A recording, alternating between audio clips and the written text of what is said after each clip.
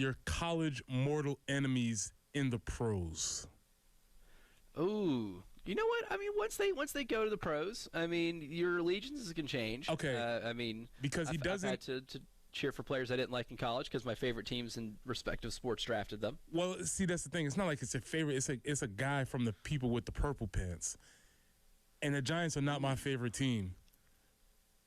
But Sexy Dexy is fun to watch, man. Dexter Lawrence is fun to watch in the middle, man. He is fun. He has a little dance that he does. He plugs up the middle. I really enjoy watching him play. And I guess now I can actually enjoy watching him play instead of what I used to have to do. So that was a little bit of quandary I found myself in as I watched the game last night. You see, that's the way to go. That's how I kind of look at it, too, where it's like I couldn't root for you in college because of who you played for. And I prayed for your downfall, but you get to the NFL, it's a new year. You're a new you to me. We go completely blank slate, only with the exception of a few athletes, right? If I really didn't like them in college, then I will pray for your downfall. I get it, because if you were because I was never actually against Dexter Lawrence. It was just who he was with. I couldn't. Who he played for. Yeah, I couldn't go for that. But now that I see him play, he's really, really fun to watch. Hey, man, the Giants, I don't think they're good, but Cam Scadaboo's fun. I talk about cool players. He's cool. Yes. Jackson Dart has proven himself to be pretty cool. So I don't think they're actually good. But if you're not good, you might as well be cool. It might be fun. That's especially in pro sports too, right? Where it's a business. If you're going to be bad and if you're going to stink, at least have some type of trait about your team that makes you interesting and makes me want to tune in. Right? Like, do something that makes me want to watch you. There have been plenty of teams that weren't very good, but they either did something quirky and it was fun, and I enjoyed, watching them. Like, what was it? The 2008 Miami Dolphins, right? They ended up winning that division, so they were good, but I never found them as a Super Bowl threat. But yeah, I wanted to watch Ronnie Brown run the Wildcat. Right. That was fun. Like, that was a fun team. And that's why we do Team Crush Tuesday. And that's part of Team Crush Tuesdays. You don't have to be good to be part of Team Crush Tuesday. You just have to be fun. You have to be interesting. You have to grab my attention with something other than just wins and losses, right? You got to fight for my football soul. And there are a few teams that certainly do that on a week-to-week basis. And certain players too. If I didn't like who you were in college because of who you played for, I am more free to get to enjoy you doing what you do at the pro level because it no longer affects me that same way. Exactly. But the Giants have a few of those guys. I didn't love Jackson Dart at Ole Miss. He's kind of good. Obviously, there's still a lot of work to be done. I mean, he threw for $195, ran for 58 and a touchdown. But he actually looked the part last night for really the first time. Like, that first win they had against the Chargers, I still chalk up to being incredibly fluky, just because they had two defensive turnovers that gave them starting field position inside the Charger 5-yard line. Like, yeah, okay, easy to engineer those 2 scoring drives, and they only needed 3 scoring drives to win that game. But last night was the first time in his short NFL career where I was like, I see it. I see it a little bit. Maybe the Giants have coached the stupid out of him. Yeah, I mean, he probably still has a little bit of that, but it's fine. And I think at the end of the day, they ended up making the right decision because you knew what your ceiling was with Russ, even though he might have cooked for a game. You kind of knew what that was. He had a game. Yeah, he cooked a meal, and that was about it. So I think this is probably again. I'm not a Giants fan. I never even had any interest in being a Giants fan, strangely enough, but if I was a Giants fan, this is fun. Why not? You want to talk about a quandary, though. A.J. Brown, then a losing effort, still had 6 catches for 80 yards. You think he's pleased with that? Well, he's probably not he's not as hurt as everybody else is, I probably would say. He looks down at that stat sheet after the game and he goes, you know what? This loss wasn't all so bad. Guys, we gave it a really good effort. Exactly. Hey, great game, y'all. Let's just get back at it next week. We'll be back next week. It sounds good to me. Thursday Night Football providing some good Football Friday fodder. But tomorrow night's game, it's big. This is a stretch of games that can make or break you, right? And these are the stretch of games. You play 5 straight games. There are only 11 teams you can possibly play in the top 11, right? That's how math works. But you get to play 5 of those teams, right? 5 of them in consecutive weeks. And you have the lesser of the 5 evils playing on Saturday night, but you're doing it in an environment that is raucous, that is not known for visitors coming in and winning, especially outside of Alabama over the last 2 decades. It's not something that teams do frequently at LSU, is come in there and win, especially at night. This segment here, I just want vibes based. Like, what is your gut feeling about this football game? My gut feeling, I think, goes back to the question that we asked earlier in the weekend. I think it is the essential question. Are we playing the team or are we playing the environment? I'll take my chances against the team right now. The team of this year's edition of LSU, I'll take my chances. That being said, I also think the team maybe possibly controls the environment. Yeah, they're going to be there. They're going to be riled up. They'll be well lubricated, I'm sure. But if you can get out there and take them out early, that fan base is on pins and needles. They are not excited about what's happening down there. Yes, they're 11, but it's sort of a mirage. I feel fine going into this game. I don't feel doom and gloom. Maybe I'll talk myself into being confident by the end of the show today, but I feel fine right now. Is that the goal? Is to talk yourself? That might be it. As I'm confident. As I'm talking to my listeners, as I'm talking to all y'all out there, which I appreciate y'all. Maybe I'll be just talking myself into a victory by that. I'm not talking myself out of anything because I feel fine. It's almost a neutral feeling going into this game for me. Because here's the thing about what makes this game like scary from just looking at your opponent standpoint is LSU's history, the environment, and the stars next to the players' names when they were recruited kind of precedes them a little bit, right? Like Matt Moscona came on the post-game show yesterday, and Jay Phillips asked him, said, "Hey, how far apart are these teams really?" And Moscona goes, "They're very far apart. Like they're like other worlds." I'm paraphrasing here, and when Jay told me that, I was kind of baffled. I was like, okay, well, let me describe a football team for you. Defense is the strength. The offense is disappointing. And you lost early when you didn't expect to maybe lose early. And the fan base is mad. The offense can't move the ball. Satisfied with the defense. Who am I describing? And you're like, Elijah, that could be LSU or South Carolina. Mm-hmm. I mean, what makes LSU and South Carolina in what one would consider other worlds of a football teams right now, other than just one team has a lot of talent? Look, what LSU was supposed to do since Brian Kelly has taken over and what they actually have done are 2 completely different things. LSU's been one of the most talented teams in the SEC the last 3 years, without a doubt. They kill it in recruiting. They kill it in the transfer portal. They have the best roster almost every year. I mean, you could do the whole summer exercise of looking at every single roster in the SEC. In the last 3 years, you would say LSU is 2 or 3, right? You would put them in that top 3 part where it's like, okay, your expectation is to get to Atlanta. And other than, the first year, they have not been to Atlanta. They have not lost fewer than 3 games in those seasons, right? If anything, they have underachieved the last 3 years because Brian Kelly is supposed to be the guy that takes them to the playoff, right? Gets you back into the college football playoff. That's why you hire him from Notre Dame. And they just haven't done it. So, yeah, I mean, LSU is more talented, sure. But I've seen that offense in motion. It's not that much different than South Carolina, right? They have a lot of 3-and-outs. They can't run the ball. Sometimes, the passing game is will leave some to be desired at points. And sometimes you do rely on your defense to win you games. Because if it wasn't for LSU's defense, they probably don't win the game, like the 4 games they've won right now. The reputation and the environment is really the scariest part of this game. From just a football standpoint, I think the teams are no more than 7 to 10 points apart. And depending on what happens with execution is what you'll see on Saturday. I think that's very fair, and I wonder where you would get that assessment from if it's simply just based on what the rosters are supposed to be, because we're no longer in the preseason.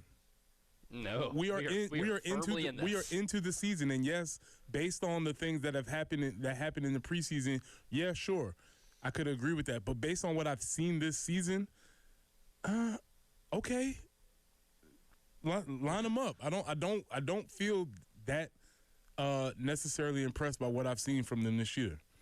No, absolutely, especially on the offensive side of the ball, man. With all the talent they have, that's they loaded up in the transfer portal on both ends, but they gave Garrett Nussmeier weapons, and Garrett Nussmeier hasn't necessarily performed to his standard. That offensive line is badly missing Will Campbell and Emory Jones. Like, I'm saying this, still picking LSU to win the game, but I don't think it's going to be a blowout by any means. I don't think it's because they're just worlds ahead of South Carolina. If South Carolina's to win this game, you're going to have to execute at a level that on offense that you haven't done as much this year. And if defensively, if you do the fundamentals, you're going to do enough to keep yourself in the game because LSU will give you some chances, right? So that's kind of the one thing we're going to be tackling during the show, pun slightly intended, on how does South Carolina go in there and win this game. And coming up next, we'll look at it from the perspective of when the Gamecocks have the ball, what needs to be done for them to do just enough to be able to win this game. That's next here in the early game.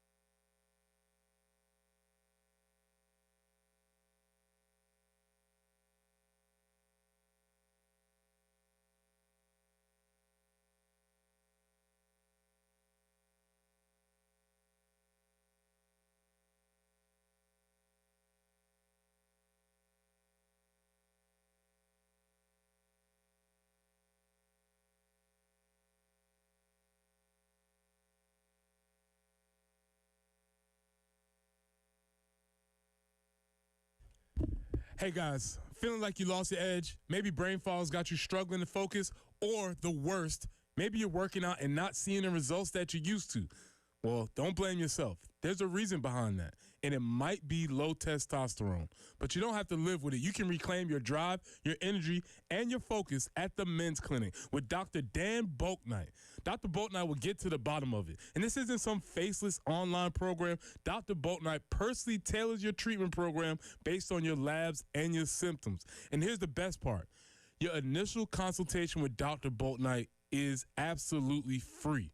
So what do you have to lose? All you have are things to gain. At the Men's Clinic, you'll find a non-threatening and comfortable environment that's open to hearing your concerns. So don't wait. Call them at 803-875-MENS. That's 803-875-MENS.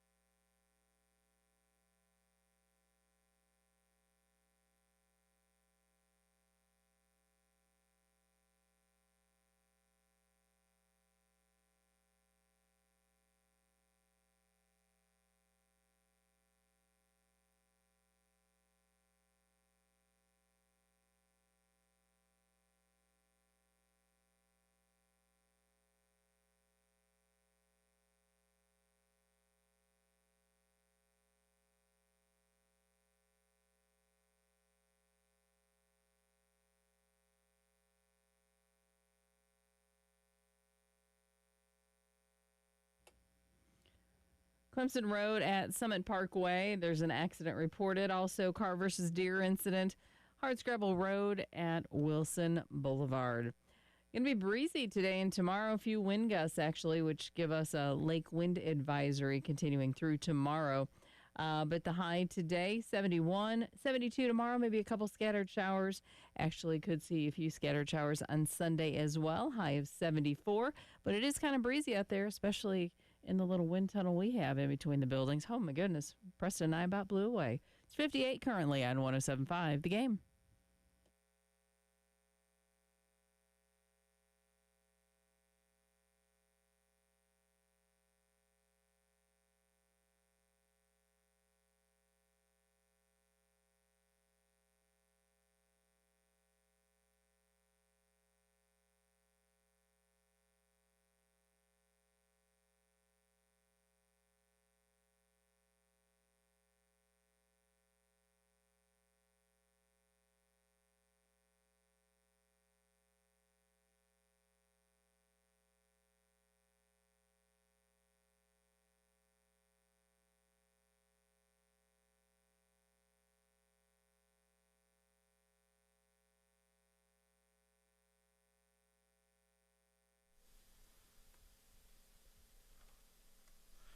Oh, the offense, man.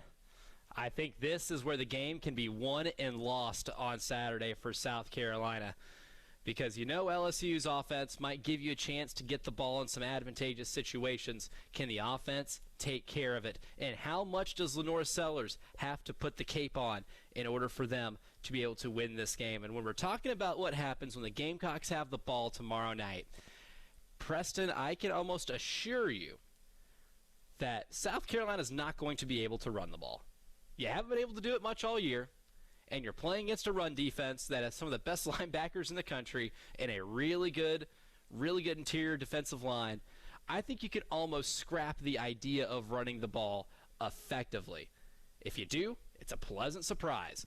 But how can they supplement a lack of running game to be able to score enough points, gain enough yards to just be able to win this game and come out of Death Valley alive? You talked about two things that they're going to be able to do, and they're going to have to take a page out of LSU's offense, which we'll talk about here next segment.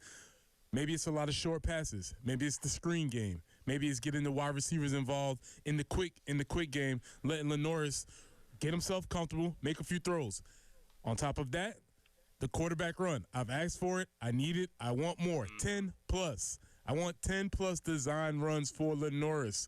10. That is the number that I'm looking for. Not 10 rushes where he's scrambling and moving and running. 10 plays specifically designed for Lenoris to run. Because the football reason behind that is if you are already outgunned and outmanned talent-wise in the box, then you're going to need to add an extra blocker. It's just numbers-wise, and they always talk about the quarterback run game being +1, which means now you have your running back to block for the quarterback, and that gives you an extra gap. It also gives you an extra opportunity to block guys. So more quarterback design runs is probably going to be the way to go. And that's also what Lenore Sellers does really well. Exactly. Right? Like we saw him do it again against Kentucky. We saw him make the magic happen with his legs. And it's not a secret, right, that Lenore Sellers is your best runner of the football. Like, yes, Rasul Faison was a 1,000-yard back at Utah State. You can see the flashes. But in the traditional running game, you're just not getting the push on the offensive line needed to have a sustained success on the ground, right? Like it's going to have to be with what you mentioned, like the +1. I think is such an underrated element of the plus side to having your quarterback being a really good runner is you can have those design runs and then make the numbers game work for you, right? We had the Professor P segment a couple months ago where we talk about, you know, like the run game being a numbers game, right? Mm-hmm. It's just as much a numbers game as anything else, putting a hat on a hat, or maybe even getting, like, some of the reasons why really good running attacks run a whole lot of duo, right, is because they have a numbers game. One way to utilize or to neutralize a really good nose tackle or interior defensive lineman is put two offensive linemen on, right? Exactly, yes. You watch the Detroit Lions, they run so much duo. Like, I mean, they are constantly doing that, right? And They have enough blockers. That's why they run a lot of that out of 12 personnel, because you know what, their tight ends block really well, and they're able to make advantageous running situations. Even if Jared Goff is a statue and has cinder blocks for feet, it doesn't matter because they can make that happen in the run game. For South Carolina, you can get those advantages if you add in another player to block. And here's the thing about like running the ball. I think this team is like Carolina's best offense is when they're putting that ball in the air. Like that's when they've been the most efficient this season. I only ask you to be able to run the ball in big situations, 3rd and short, 4th and short, right? On a gotta need it first down, can you run the ball and get just the 3 yards required? And no matter what the formation looks like, I trust Lenora Sellers to get you that first down more than anybody else on this team. I absolutely agree. It seems like that's the way that moving forward, if you can get the numbers game on your side, being able to work a few things, you can have some advantages in the run game. So we will see if that's an option for the offense this game. And then when it comes to putting the ball in the air, again, like when I watched specifically the Ole Miss game was one that like it really popped for me because that was the one example of anybody in college football having passing game success against this LSU defense. It was a lot of play action. It wasn't like Quan Lacey ran for 1,000 yards in that game. He ran for 87. It was a respectable running game from Quan Lacey. But Lacey's been getting 100-plus in almost every game he's played in this year. Even when LSU was playing their run game really well, Whit Weeks was still fighting on every single play-action handoff. Every single one. And it's not just a Whit Weeks thing. It's in every linebacker in football. They want to stop that run, right? They want to be able to get a full head of steam, meet you at the line of scrimmage, and then show you what's up with their pads. Right? That's your first job. That's your first job. So your inclination is to do that, and it automatically gets you out of position. Lenore Sellers runs play action so well. And he's such a threat that even if he does the play action and then goes out on like a rollout, you have to account for him. If you don't account for him, he's picking up 15 yards. That's how you move defenses out of position. If we talk on Monday about South Carolina running play action only 4 or 5 times, you'll be disappointed. I'm going. Oh, yeah. You know, like when you get in trouble as a kid and you get hit with the "I'm not mad, I'm disappointed" type deal. I'm going to hit him with that very hard. If that is ultimately after a bye week, after you've had all this time to assess what your offense is, you get into a game of this magnitude, and you don't do what works, at that point, I'm tossing my hands up. You need to see a lot of play action in this game to be able to keep LSU on their toes and try to get some of those linebackers that are so good out of position in the slightest to make them pay for it. Well, really quickly, we got our guy out here out there on the lines. Jen, can we go out to our guy Joe really quickly?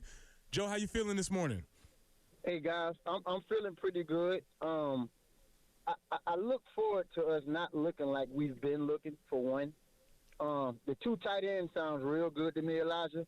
But we run a lot of play action. We haven't seen the QB waggle much.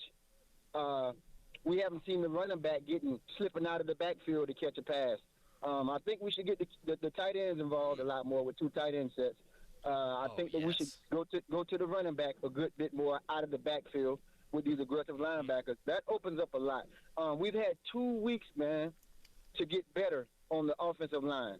Put Fuller in there, man. Let him get physical. He's our most physical running back. You know, I think that we should use him a lot more than we've been using him. We saw against Kentucky that he's a physical running back. A lot of his runs that he made. And I watched the game 3 times, man. He leans forward a lot after his runs. You know, he makes people punch. He looks for contact. I like that about him. And so I think the defense will be great because LSU seems to be a one-dimensional team. Our defensive coordinator does good with that. But my question is to you guys, what is Shane Beamer's record after the bye week? What's our record after the bye week with Shane Beamer? And I'll take it offline, guys. Great show as usual, man. Go Gamecocks. Awesome. Good stuff, Joe. That gives us an opportunity to be able to fact check and see exactly what that number is. So we'll get that to you on the other side, as well as address the one thing I think Joe brought up that is incredibly pertinent for this game. We'll do that and break down what's going to happen whenever LSU has the ball next here on the early game.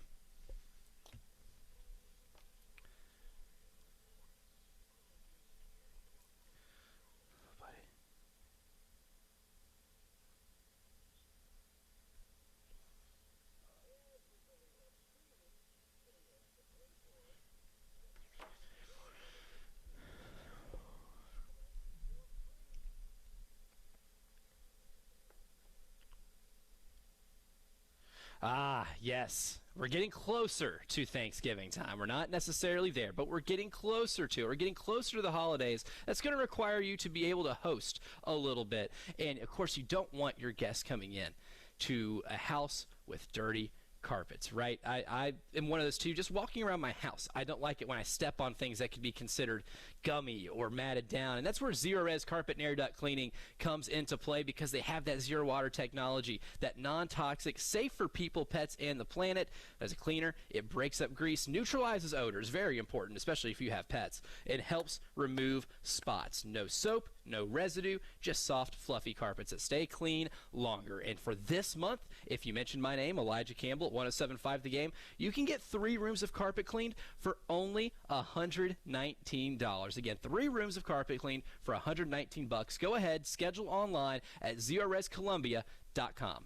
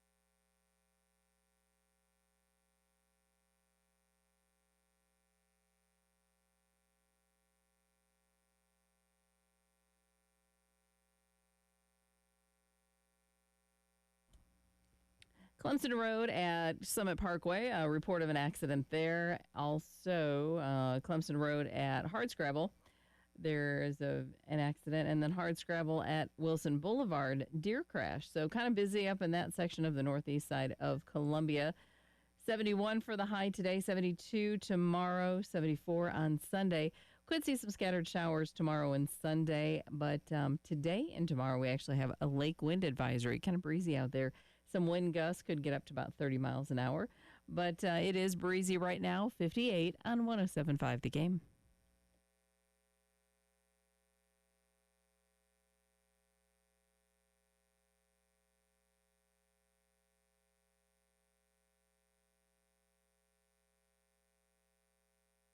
You shall receive. Our man Joe called in on the AAA Heating and Air phone lines and asked, what is Shane Beamer's record off of a bye? And you know what? We used the time during the break to make sure we had the facts correct. And there have been 5 games after bye, which, of course, from 2021 to 2023, there was only 1 bye week during the season. And starting last year is the advent of 2 bye weeks. So what I tallied up is that Shane Beamer is 3-2 all time after a bye. The losses coming in 2023 against Florida. We know how that collapse went down. That was the Ricky Pearsall and Graham Mertz game. And then 2024, last season, the 27-3 beatdown at home against Ole Miss did come after a bye after they beat Akron.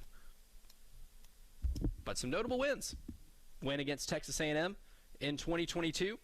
A win against Texas A&M last year off of the bye. So they do win against Florida in 2021 off of a bye. Yeah, I would put that as evidence inconclusive. I mean, yes. that doesn't pull me one way or the other, or doesn't it compel me to make a definitive statement about how Shane Beamer teams play after byes. Yes. Still, yeah, there's a lot of mixed results here, right? We need more sample size, right? We need to continue the experiment to be able to reach a specific conclusion. And one more thing before we get to breaking down what's going to happen on Saturday when LSU has the ball. The one thing Joe said that made my ears perk up, I'm like, yes, that's a great idea. The dump-off passes in the run game. If you're not running the ball and utilizing maybe the athletic skill sets of a Rasul Faison in the traditional running game, because your offensive line is struggling to get push at the line of scrimmage, what's going to help out a lot is if you find a way to get them the ball in space. A lot of play action. There's a lot of running back leak outs, a lot of plays where you can end up throwing them, not even like a screen, maybe the ball 2 or 3 yards downfield and just be able to have them try to do stuff after the catch. That could be a replacement for a run game, too, to try to get that running back, specifically Faison, who I think is maybe the most gifted runner of the football with just how well he cuts. If you can get him the ball in space, that way you can at least utilize him a little more. Then you have more what I consider real balance in the offense when it's a variety of different players making plays with the ball in their hand. Yeah, and just to add on to that very, very quickly, there's a play that's starting to be run a lot in NFL and college football. They call it running back fast to the flats, where the running back essentially sprints out into the flats. It's not even really play action. It's the same leveling concept, sort of, or flood concept, except the running back is in the flats right now. And you'll see that people are running that on short yardage situations. Might be an option early in the plays if you're not getting the run game that you need. So that is a play that is sort of building momentum around college and NFL circles. You'll see that a lot in short yardage situations. So hopefully we've been watching all the football and have that incorporated somehow. Yes, the great artists are the ones who steal, and hopefully Mike Shula put his ski mask on during the bye week. But when LSU has the ball,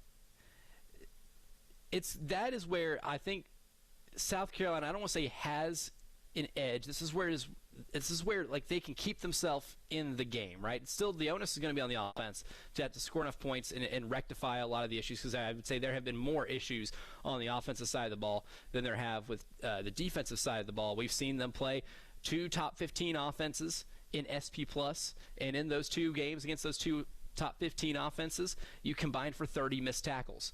Well, I will say the good news is that LSU is not a top 15 offense in SP+.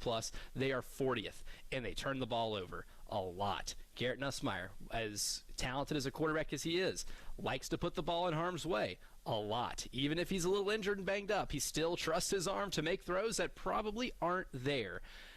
This is the one thing on defense I feel like obviously the tackling thing is big because there's a clear correlation, right? If you're missing 15 tackles in a game, you're automatically putting yourself behind the 8 ball. And despite being so bad at tackling against Missouri, you were still winning by 2 going into the 4th quarter, right?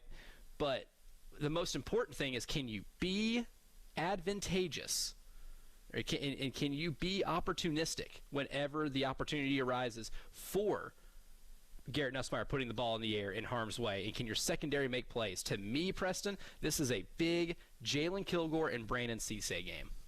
Yeah, that makes a lot of sense. You know, you talked about it earlier this week. I forget which day we were discussing it, about how Garrett Sussmeyer, until proven different, about how his unsussable. Yeah, about how his ADOT was a lot lower this year, and hence the LSU offense being really predicated on the short passes and the screens. Can we get those numbers again? Do you have those anywhere around? Yeah, I got the sheet pulled up right here in terms of. I love hearing. I love hearing the tablet flip just now. The tablet. Flip the tablet. Flip it. Oh, there are many a note on this bad boy. Yeah, we don't need to hear any clicking of keys on a keyboard. No, the magic of paper, crinkling, and it's fabulous. So, yeah, Garrett Sussmeyer's... We're trying to stall for you, Preston, or Elijah. Garrett Sussmeyer's ADOT, because I think that was part of the thing that the LSU offense is really predicated on, is they are in fact, not taking many shots downfield. They're not taking many. I found the protection numbers. Okay. I might have found it. Was it last week that we did that? But, yeah, like the numbers, like with ADOT down, pressures to sacks up. Like, that's a big thing, too, right? And we did the comparison with him, the blind resume comparison with him and Trinidad Chambliss, and worldly different, right? Like fewer on adjusted completion percentage, more interceptions, right? More turnover-worthy plays. The ADOT's down to 7.6, and that pressure to sack number is 18.4%. And last year, it was like 7, right? I mean, it's more than doubled his pressure to sack. And a lot of that has to do with the offensive line. A lot of that has to do with him just not getting rid of the ball, right? I firmly believe that one of the reasons why quarterbacks struggle coming out of high school is because there's still a lot of like levels of stupid to them, right? Like, we're all dumb when we get out of high school and go into college. We all make dumb mistakes, right? But these guys on a football field, it's magnified because as the quarterback, you're the key decision maker on every single play. And some of the offensive coordinator and quarterback coach's job is to coach the natural stupid out of you, right?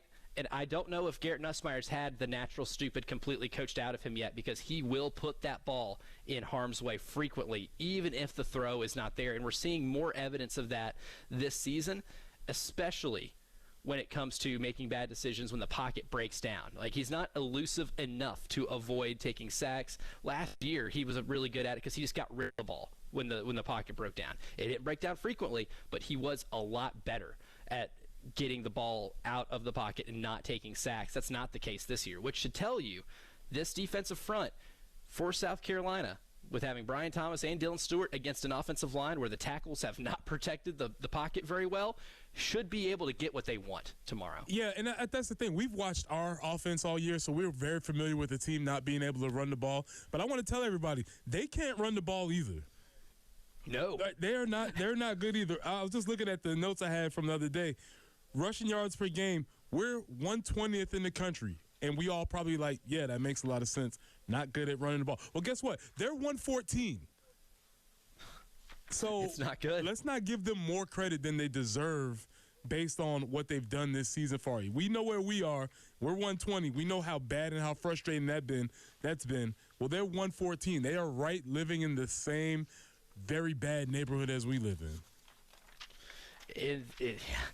That's the thing too. Terry reeled off when I was on with them yesterday. Reeled off a lot of stats. We did a blind resume thing. He's like, this team is 16th in the SEC in runs stuffed, 15th in success rate, and like all of these. And he goes, is that South Carolina or LSU? He's like, actually, that's LSU. They don't run the ball, and quite frankly, they are not afraid to abandon it, and they straight up abandoned it against Ole Miss. Coming up next, though. Who is the X factor? Who's maybe the one player that needs to produce extra to give the Gamecocks a bit of an edge in a game in one of the hardest environments in college football? We'll give you our candidates next on the early game.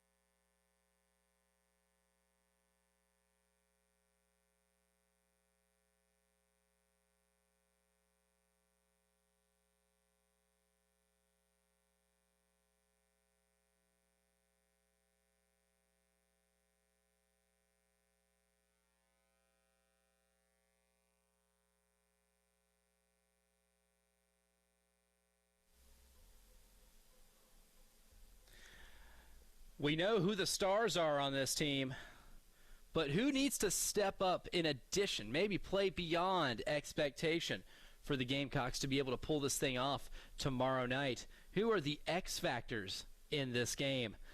And look, I know this maybe doesn't fit that mold completely, Preston Thorne, but I've got, because they've been banged up, and these two players have not gotten to play to their ability that we saw them do last year, that made them highly touted players. But Jalen Kilgore and Judge Collier are the two guys for me that if they are able to, between the two of them, get an interception or get a deflection to cause an interception, make a play to turn the ball over and turn this game on its head, that could be the boost that this team needs to be able to really mild the conditions, right? Dampen the conditions at Death Valley tomorrow night, because I think this game can be won and lost in that turnover battle. And those are your two guys who you trust to be able to force those turnovers. You don't want Garrett Nussmeier to get in a rhythm. And one way to get him out of a rhythm would be to make him pay for some mental mistakes. Those two have shown you they can do it. Jalen Kilgore especially. That's why he led the SEC in interceptions last year. You need to see that again from them. You need to see more from them in this game than you've been able to see from them all year because of the injuries. You're off of a bye week. You've been able to rest up, heal up. Now is the time for those two guys specifically to go out there and make some plays to change this game. Elijah, I'm disappointed in you. I'm not mad, but I'm disappointed in you. Oh, even worse. I'm going to turn it in on you because you know what? You know who the X factor is for this game. Fofo Mo. We want Mo. We want Mo. We want Mo. We want Mo. Here's the reason. Obviously, we just lost the tight end this week. You know, shout out to Michael. We'll see, trails, happy trails. We'll see how that goes. Vandrevis Jacobs didn't waste any time in stealing your number or getting your number. So while Michael will not be there wearing number 4, Vandrevis will be there wearing number 4. So that's something you might need to look for on your roster reports. But the reason why we want more Mo is because we want to do the 2 tight end things. So there we go. That's a place for him to play. Ooh. Also, in the +1 running game, there's no rules saying that we can't put Mo back there in the H-back position, a fullback position, and just have him be a security guard for Lenoris through the hole, around the edges, and all those types of things. Let's utilize the cool factor, put the cowboy collar on, and let's put Mo Brown to work because I think that it's somebody who needs to be utilized. So we want Mo. Yes. We want Mo. We put this on a T-shirt, right? Because we utilize that guy's skill set. He's got such a unique skill set. He's a football player. Get him in positions to make football plays, especially when you need your offense to be able to get enough points to win this game against an elite LSU defense. And I also want to put the onus here in terms of X factors too on Josiah Thompson. Okay. I need to see more from Josiah Thompson.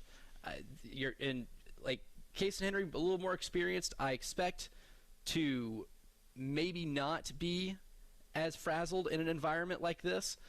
I need your offensive line, and the offensive line as a whole really fits in this because you can't have stupid penalties. We talked about some of the penalties that they had, especially in the early part of the season when you're playing games at home where it's breakdowns are happening because there's no communication on the offensive line. Penalties are happening because you're having a hard time hearing the snap count or whatever. We talked about the communication issues on this offensive line. Well, buddy, if you have a hard time doing that in your home stadium, it is going to be turned to 11 on Saturday night, right? You have to be able to be prepared to communicate and communicate effectively, right? If the offensive line just communicates effectively, even if they are maybe not playing to the level they want to, at least communicating effectively can limit breakdowns, right? Like physically you're going to be at a disadvantage because of how athletically gifted LSU's front is on defense. But if you are making the stupid mistakes that are a byproduct of bad communication or a lack thereof, then it's broken, and it's broken from the start. You got to be able to communicate well enough to get plays off and make sure you don't commit the stupid errors in this game. Yeah, I guess that leads to the last X factor, which is not a person, but, the stadium personified as a person. Can you limit them in all of their and all of their exuberance early in the game, and maybe take that away so that they are not the ones, because you don't want them to get a chance to get riled up, because once they get going, that is a different type of crowd. Oh, yeah. I mean, it's going to start up really hyped, right? Of course. And it will continue to do so if you have a miscommunication at the line of scrimmage and Lenoris gets hit and fumbles the ball and they pick it up, scoop and score it, or they get it, deep in your own territory. Then it gets ungodly. You don't want it to get ungodly. It's going to be hyped because it is a night game. It is a night game at Williams-Brice. Now, look at the availability report right now. Yeah, Marquis Anderson, Nolan Hay, and Casey Henry all out. Officially ruled out. Correct. For tomorrow's game. Yeah, they need to be able to, at the bare minimum, communicate and be able to avoid a lot of the stupid stuff. And if you're able to do that, it's giving you a puncher's chance. And all you can ask is to get in that fourth quarter with a puncher's chance. We're giving ourselves a puncher's chance going into hour number 2 because we're going to break down the other games from around the Southeastern Conference. That's next.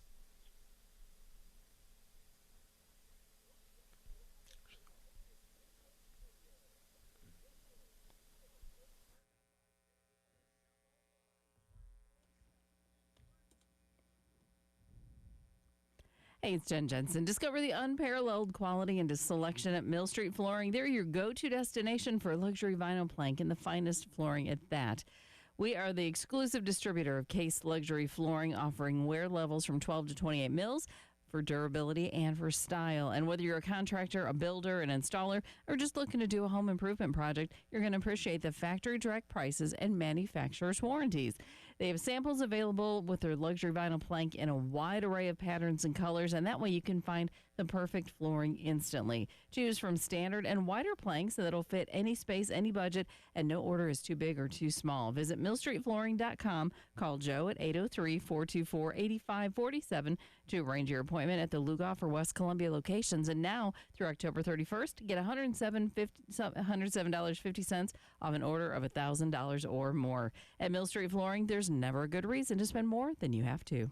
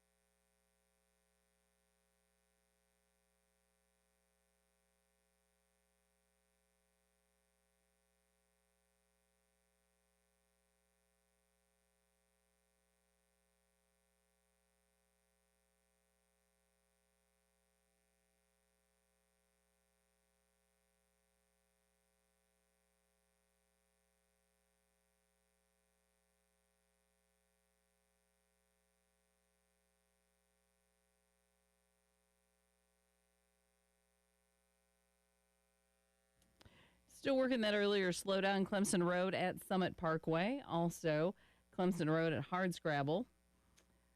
Sausage Lane near Old Barnwell Road in West Columbia, and Hardscrabble at Wilson Boulevard, a car versus deer incident. A little bit breezy today and tomorrow. 71 for the high today, 72 tomorrow. Maybe a couple scattered showers Saturday and Sunday. Sunday's high 74. Kind of stay in the 70s through Monday before we dip into the low 80s next week. But right now it is kind of windy. 58 on 107.5 The Game.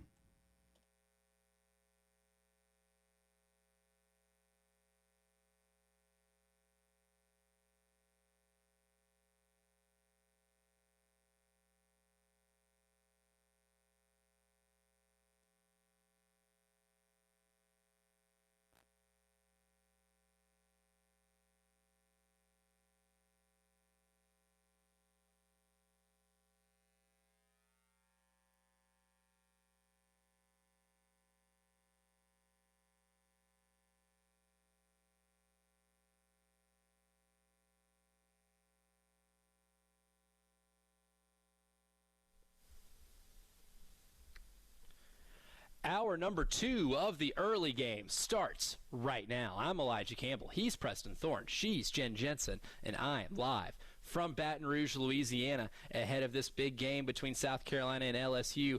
And my travels here, sponsored by Forest Lake Travel, specifically my pal Daisy Miller, who got me here in one piece and did all of the good planning, so I didn't have to, because if I had to, then maybe I'm not sitting here in Baton Rouge, Louisiana, talking to you about this football game. It's a big game. We're going to continue our breakdown of it as the show continues, but it's a massive weekend in the SEC.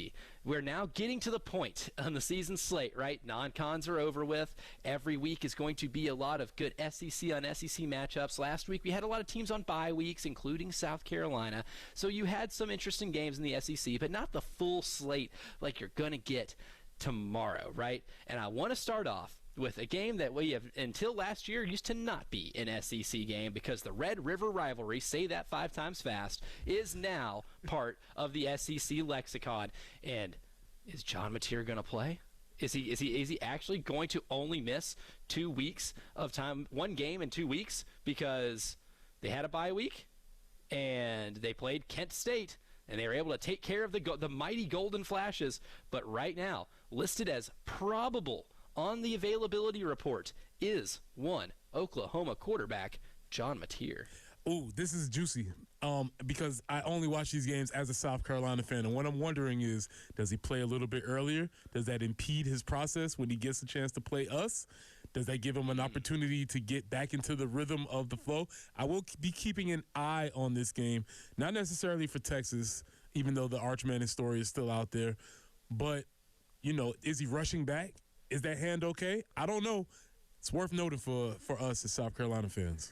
It is. It's definitely worth noting for, because here's the thing. It's not just like any hand. It's his throwing hand, right? Like, I mean, he hurt the hand that is the one launching the football. And if it's not 100%, you'll be able to tell, right? You can tell. And if he goes out there and just slings it and throws for like 300 yards against that Texas defense, I'm going to be like, oh, he didn't just have surgery on that hand. They made it a biological weapon, right? Like they made that thing. Like, he is Bionic Man at this point. If John Mateer goes out there and slings it, I think he'll be fine. But if he goes out there and really struggles, A, that would tell me he came back maybe a little prematurely. And B, I think that tells you everything you need to know about Oklahoma's faith in quarterback Michael Hawkins. Yeah, and I mean, just seeing how, that also for sure. But just seeing how tough he is, I mean, coming back from surgery and getting hit on the hand. And again, I'm not advocating that we do this. I was just going to bring that up. No, I'm not advocating anything. You beat Jen to it. You beat her to it. I'm just saying, hey, listen, man, the hand is part of the ball. We're just going for the ball, right? Exactly. Right. And that's why there will be in, the defense squad, in the room, a picture that's zoomed in on the ball and his hand. The ball. It has a little target. Because we're going just for the ball. Showing a bunch of pictures, yeah. Yes. We're peanut punching the ball. Punch the ball is going to be the theme instead of run the ball next week. Punch at the ball. Oh, man. So that one's intriguing. The Texas angle, too. Like, the John Mateer availability is kind of taken over as, like, the main story because the game's a whole lot different if Mateer plays, right? Then we have ourselves a capital F, capital G football game on Saturday between those two historic rivals. But that has kind of taken away from maybe some of the disappointment of Texas because, look, there was I think the game against Florida was the perfect summary or microcosm, right, of the Arch Manning experience. You will see the flashes, and then you'll see the dumb stuff. Arch Manning's been playing in college football now. This is his third year playing in college football, and as good as a quarterback coach as Steve Sarkisian is, there's still a lot of stupid that needs to be coached out of him because some of the interceptions that he threw, ill-advised. Some of the plays he made were mind-blowing, right? Like the touchdown to Ryan Wingo in that game was an incredible pass under a lot of pressure. You can't make those mistakes that he made against Florida, against Oklahoma. Even if you throw for 300 yards, if you throw 2 picks, Oklahoma's good enough defensively and to be able to make you pay if you are just wasting away possessions without points. This is, as much as he struggled this year, this is the toughest test he has defensively. This Oklahoma defense, we talk about LSU being elite. Oklahoma is just one small notch ahead of them. Well, there was a quote that I saw from Brent Venables, and they was asking him if he had ever planned to give away play calling on defense, and they asked him, he said no, and they said why, and he said because I'm good at it. And I was like, yeah. Oh, yeah. You're right. He is. He is, because I'm good at it. Like, you got it. You know what? I have no further questions. That's a great point. But I think the thing with Texas, and we can move on to the next game, but the thing with Texas is that, as you pointed out all summer, and you were absolutely correct, we all were under the assumption that all of the talent around Arch, regardless of what he did, was going to live up to a level. And neither the offensive line, the wide receivers, nor the running backs have done that. So, yes, Arch hasn't been great, but I would argue that the rest of the team has even been more of a disappointment. It has. It absolutely has. Because that was my whole thing this summer. Was Arch doesn't have to be a Heisman winner for this team to win a national championship. He needs to be good enough.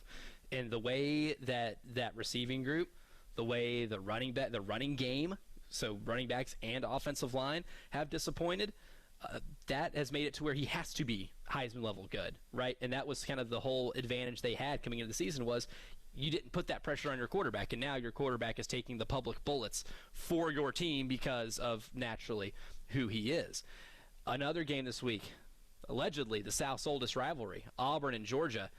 Does Auburn have a chance in this thing? And if they get beat pretty bad, and I don't expect Georgia to beat them bad, but I expect them to beat them in a demoralizing way because I think Auburn will hang in there because they are so talented, and Georgia's still very young on defense, susceptible to being exposed at times.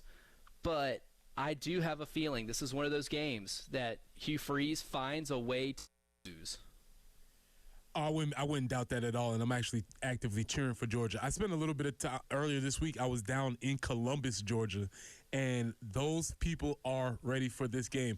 If you're not familiar with the geography, Columbus is sort of a border war because it's right on the border of Alabama, and so it was really cool to see a lot of Georgia flags flying and a lot of Auburn flags flying up and down the roads in those areas. This is a huge game in that area, so I'm cheering for Georgia, kind of because I just would like to see the collapse of Hugh Freeze. But other than that, this game means a lot to those people in that area. Did you know there's a Columbus airport?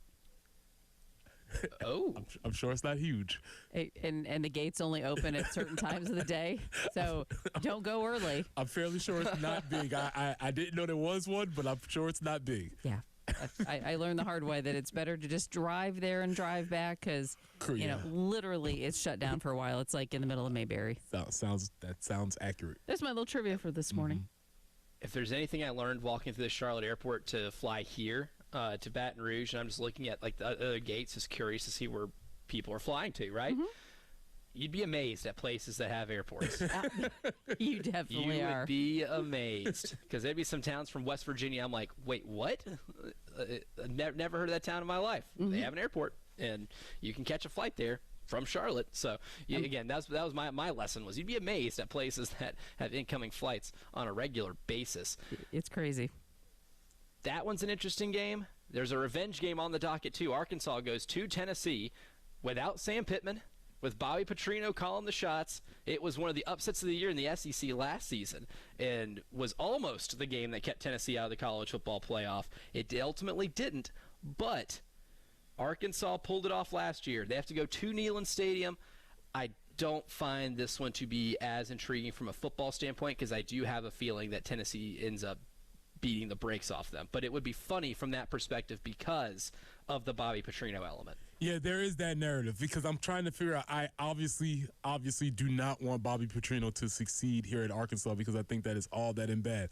However, if Bobby Petrino pulls off a big one, and we start to have some conversations about Bobby Petrino being back at Arkansas, that will be wacky, and I'm here for wacky. Oh, buddy, that would certainly be wacky. Talk about the position Hunter Yurachek will find himself in, the AD at Arkansas, if Petrino finds a way to pull this one out. Florida and Texas A&M. I kind of have it listed on our show sheet. Does Florida stay frisky? I don't think so because I think Texas A&M is every bit of who I thought Texas would be coming into the season. They're great on both lines of scrimmage.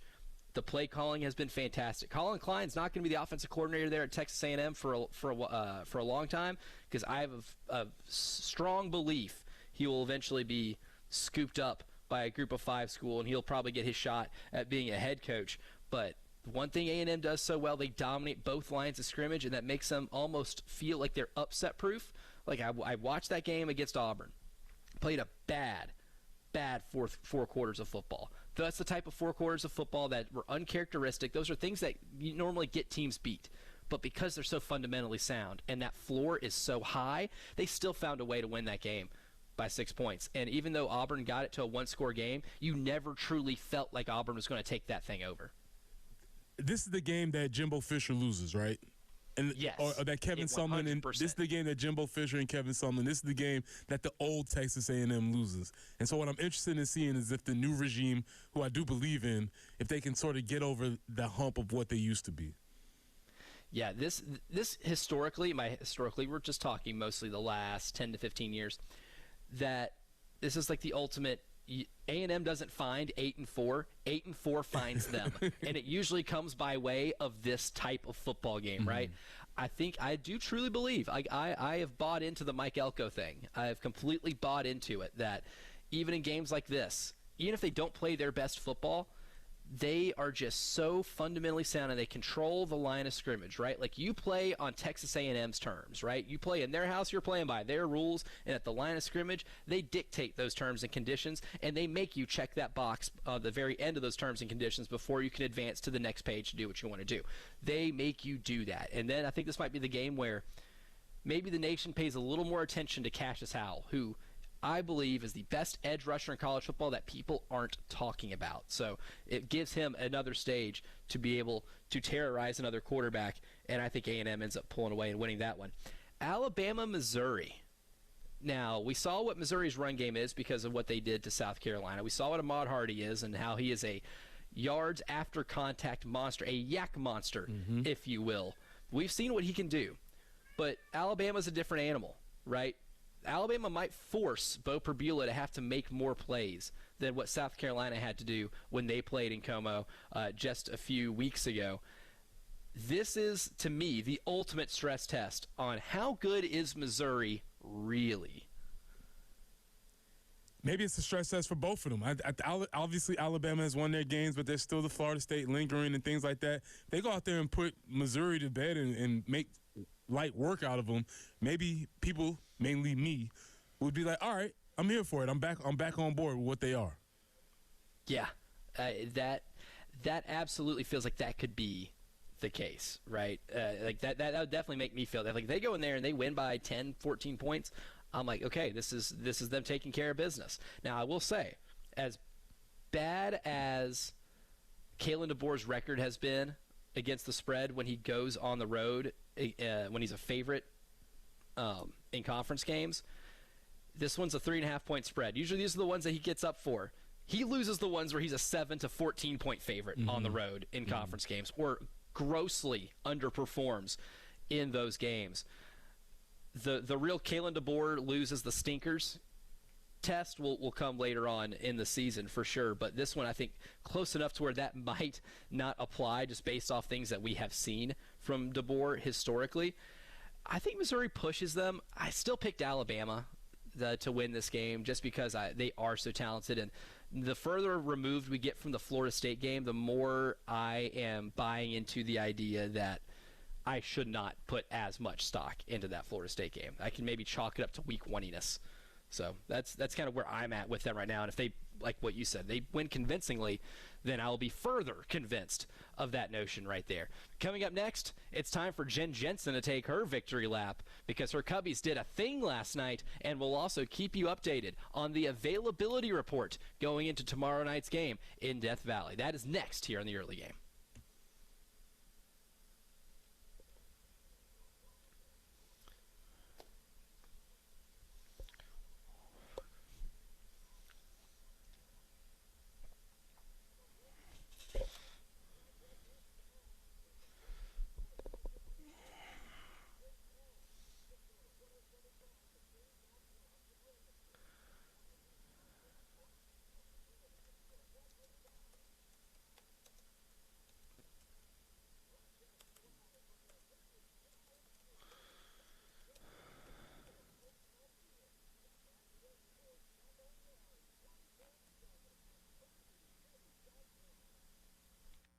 Hey, it's Jen for CHW Cabinetry in Lexington, locally owned business. And we got to know them when we had some demolition we had to do in our kitchen thanks to a flood. Had to replace all of the cabinetry.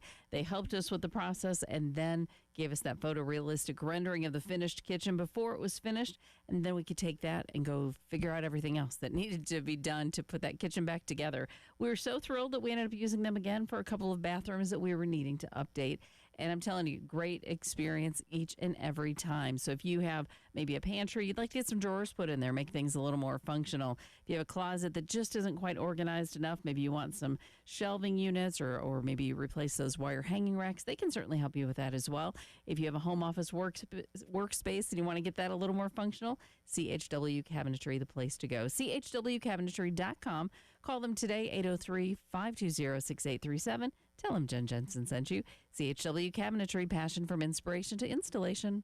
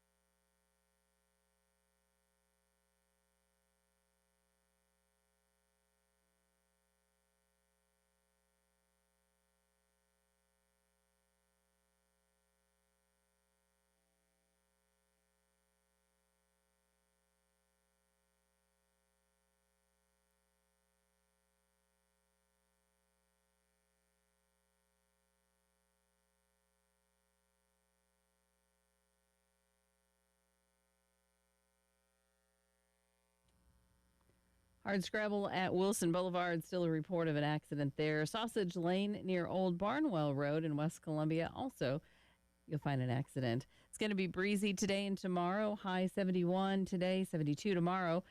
Could see some showers coming in tomorrow and Sunday, and the Sunday high of 74. It is kind of windy right now, though. 58 currently on 107.5 The Game.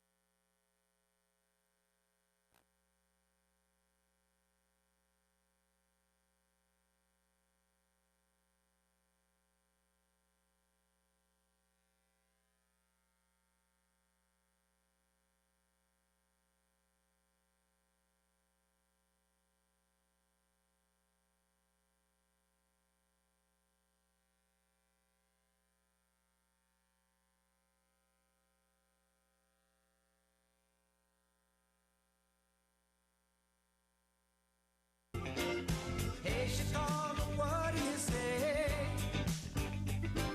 The Cubs are gonna win today. They're singing, Go Cubs, go! Go Cubs, go! Hey, Chicago. Watching our YouTube stream right now, and I can see my pals, Jen Jensen and Preston Thorne, getting it to Go Cubs Go because they did it.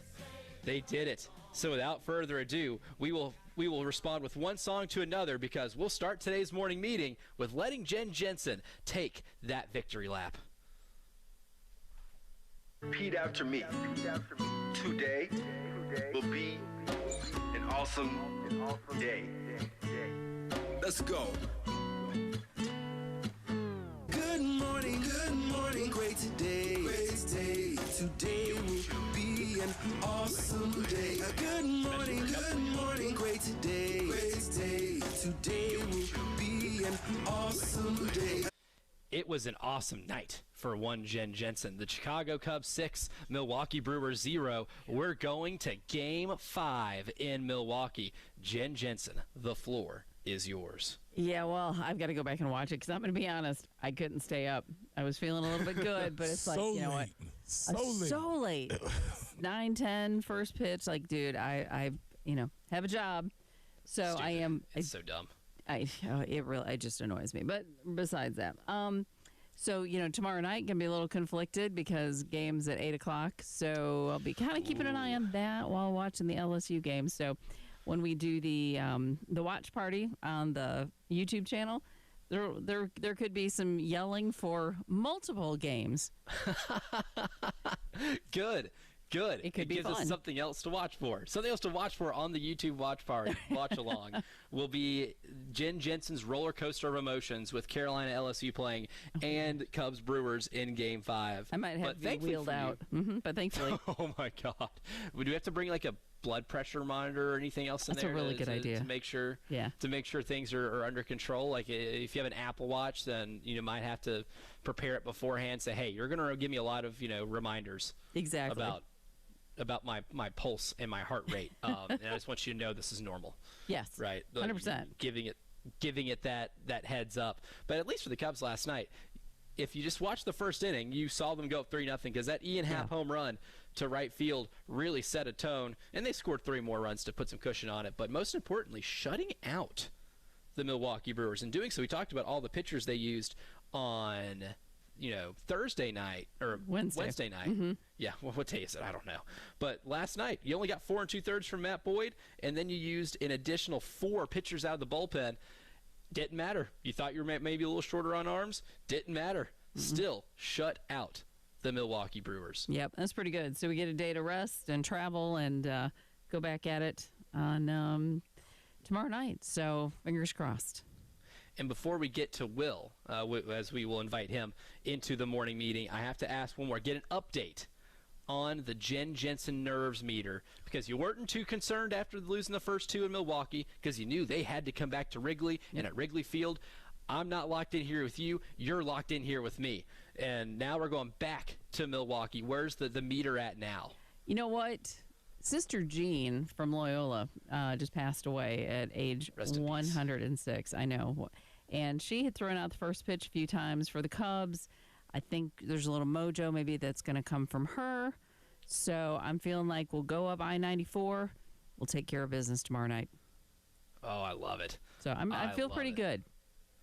I love the confidence going into it. Playing with the hot hand right now. And, of course, Will is on the AAA Heating and Air phone lines. Will, good morning. Great day. Welcome to the early game. Good morning. How are y'all doing? Good. How are you? I'm doing all right. Yeah, I just kind of wanted to talk about the LSU-Carolina game a little bit.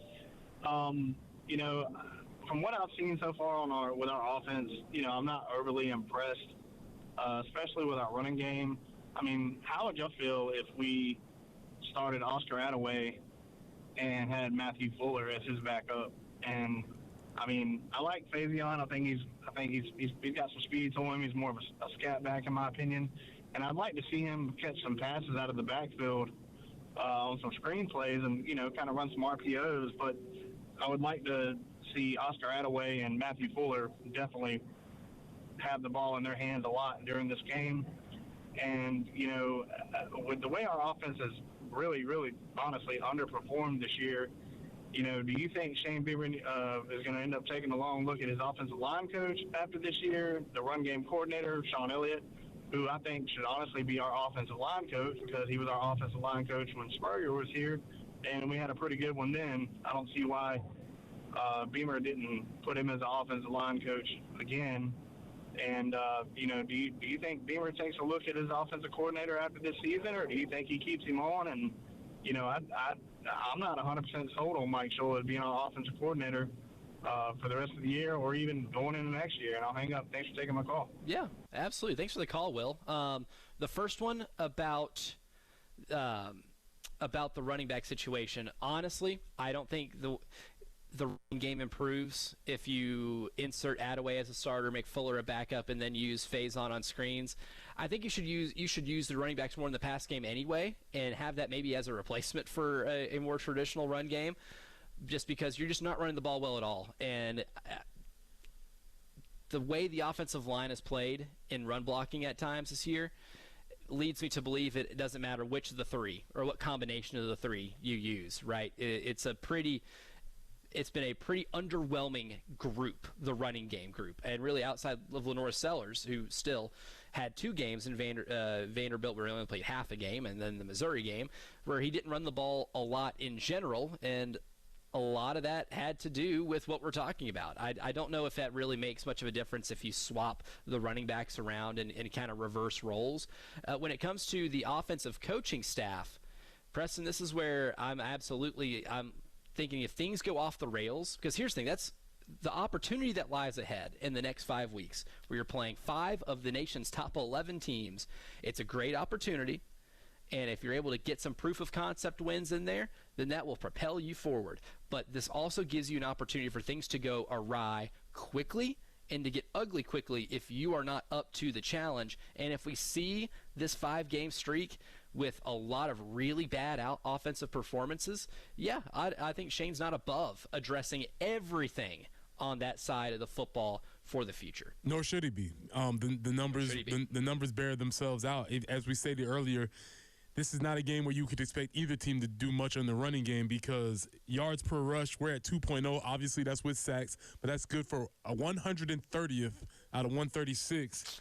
And rushing yards per game, we're 120th out of 136. I mean, in any being in the bottom third, holding up the bottom third, not being in the bottom third, being the bottom of the bottom third is not going to cut it moving forward. So yeah, I obviously it would be on the table if things went wrong or continue to go bad this year.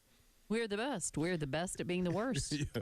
Well, yeah, as SEC StatCat told us, we've been very good at going backwards for several years now. So it's not what you want to be good at. And in terms of the availability report, listed as out, Marquis Anderson, Nolan Hay, and Kason Henry. Listed as probable as Miles Norwood and Troy Pikes. Coming up next, there is one football game in America that is going to have a number on my emotions in terms of a coach that I have the biggest love-hate relationship with, and that's going to come in some real conflict. We'll tell you what game and what coach that is next on the early game.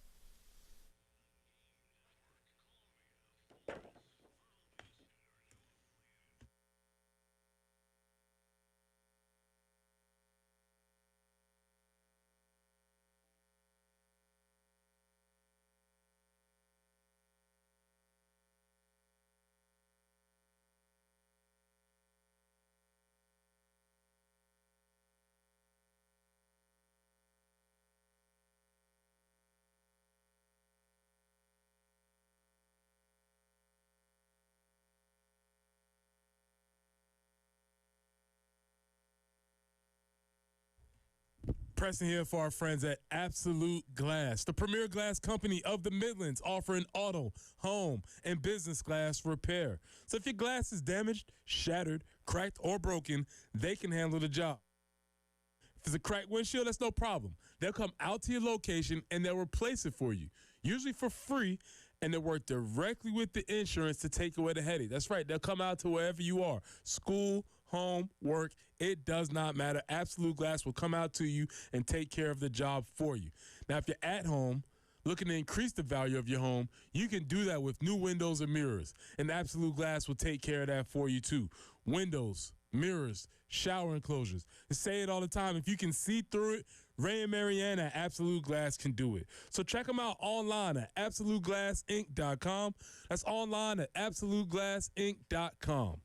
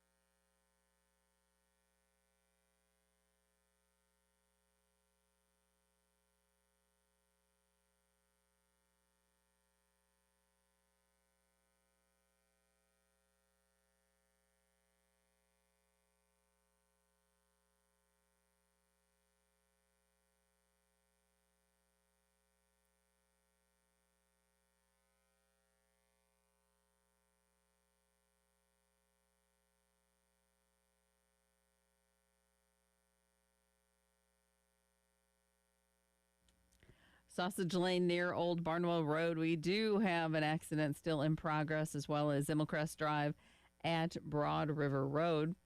And windy today. It's going to be a little bit windy tomorrow as well. Today's high 71, tomorrow's high 72. The possibility for some showers rolls in tomorrow. Could see just a few scattered showers tomorrow and or Sunday. And then we'll start off the work week at about 79. But our mornings are going to be just a little bit cooler than they have been. Like today, we're starting off at 58 on 107.5 The Game.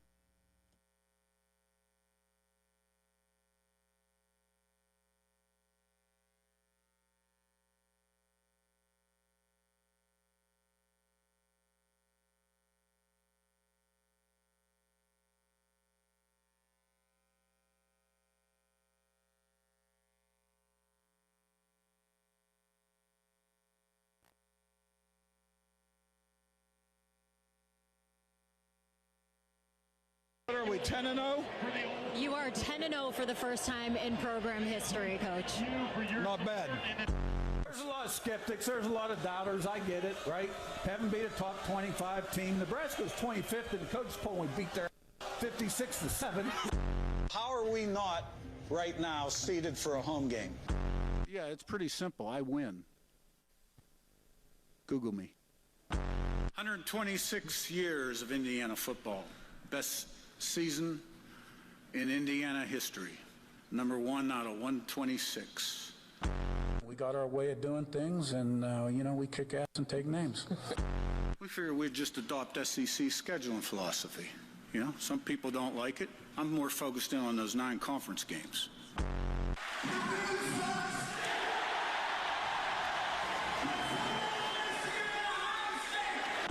We had to wake some people up and create some excitement, and after all, this is the entertainment business, too. We don't just beat top 25 teams, we beat the shit out of them. Oh. I know you guys have been waiting for me to say something crazy. That wasn't quite crazy. What are we, 10-0? Oh, man. That's the best of the best. That was Curt Cignetti, Indiana head football coach, his greatest hits right there. And, man, I felt the emotions, Preston Thorne. I felt them. I felt love. I felt hate. I felt all of it. This coach has me emotionally conflicted because I love the charisma. Mm-hmm. I love taking that charisma to a place like Indiana where football has been non-existent for most of the time there. The stadium that is usually an empty house is now a full house because he has brought excitement there, and I have the most respect for coaches who can go to a place where nobody wins and actually win. But then this summer, I got irked because the one clip you heard about the SEC scheduling philosophy, which was so dumb and factually incorrect, just factually incorrect, and using that as his basis to say, oh, that's why I'm scheduling nobody in non-conference, is the lamest thing. How can you be the ultimate competitor and be like, I'm scared of Virginia, I want to play Kennesaw State? No, dude, that's the antithesis of what you're supposed to be. So I've got the biggest love-hate relationship with Curt Cignetti. They go to Oregon, and so help me God, if they win that game, I'm afraid I'm back, despite my best efforts. You can't deny him. You can't deny him. Now, this is a really difficult game for you, too, because I believe Dan Lanning and his Ducks have appeared on your Team Crush Tuesday also. Mm-hmm. So how is Elijah going to be watching this game? You're going to have eyes on everybody? What's going to be? Is this the game for Elijah's Team Crush heart? What's happening here? It might be. Here's the thing. If Indiana goes to Oregon and wins, and they massacre my boy, Dan Lanning, on national TV, because I have fallen in love with that program. I love Dan Lanning. If I am a big-time college football program and I have a head coach opening and I had the means to lure him out of Eugene, which I don't think he's ever going to leave, but if I had the means to do it, I am calling him and his agent to the point where there needs to be a restraining order, right? Like I am doing what I can to get that man to my program. I love what he's done there. I'd add on to that if I was an NFL franchise also. Ooh, yes. There's a lot of Dan Campbell and Dan Lanning, right? I would, if I was an NFL franchise, I would definitely at least be kicking the tires on it. Make him tell me no. Yeah. Oh, dude. Yes. You know what? I'm the same way, and I'm usually not that way about college coaches going to the NFL. But like, I believe in that guy, right? Like, there are people in sports that you get to see their body of work, and ultimately you're just like, I believe in them to do whatever it is that they want to do. Like, Dan Lanning's going to get him a national title one day. Firm believer. To me, it's not an if with him; it's a when. But as much as I love that Oregon team, and I love the Indiana story, and I hate some of the stuff Curt Cignetti says and the cowardice of canceling the Virginia series. Virginia. Hey, hold up now. Hold up. Maybe he saw the writing on the wall. Maybe he knew was clairvoyant. Maybe he saw this happening. I'm scared. I can't do it. But I want to play Kennesaw State instead. I want to play Indiana State instead. Like, that irks me to no end. And if they go into Eugene and beat Oregon, I'm going to be sick, right? Because it's like, hey, gotta hand it to them. Like, you did it. Like, look at you, winning as a top 3 team on the road. Like, you guys are for real. You turned Indiana football in just 1 year's time, turned them into a legitimate program. But then I gotta hear the whole shtick again, and I won't know how to feel other than sick if they end up pulling this thing off. Well, there's two prong. I always talk about coaches and quarterbacks. So we've obviously talked about the coaches aspect, but there's a very intriguing quarterback angle in this game also. The Oregon quarterback, the Indiana quarterback, 2 different paths, but both of them represent modern college football as it stands, correct? They do. Dante Moore is a fascinating case because he, unlike Fernando Mendoza, the quarterback for Indiana, highly touted recruit. He was a 5-star, top 3 player in the country coming out of high school, goes to UCLA, and of course, as one does at UCLA, falls on their face when it comes to football. Like, he had a bad freshman year. There were some ups and downs, and Chip Kelly played the mind games with him. Start him one game, bench him the next. Start him one game, bench him the next. And he got out of that situation and went to Oregon knowing full well that Dylan Gabriel was going to be the starter. He transferred after Dylan Gabriel transferred there. So he went to Oregon knowing it's basically a study abroad on how to be a quarterback at the college level. And now he's taking this opportunity to be the guy, and he has done everything with it. He has played so well this year. That was kind of my Sepp Theismann vote was Dante Moore, and like, he's the reason now I believe in Oregon as a national title contender, not just a team that was going to be really good. I didn't think national title with this year's Oregon team until Dante Moore kind of made me a believer in him. And Fernando Mendoza, a guy that goes to Cal, they have a really successful year last year. He does a lot of work in the shadows, if you will, in the ACC, and then comes over to Indiana, and a team that last year you're like, okay, this team was good, but you were able to get Curtis Rourke, who was, like a 2-time MAC Player of the Year from Ohio.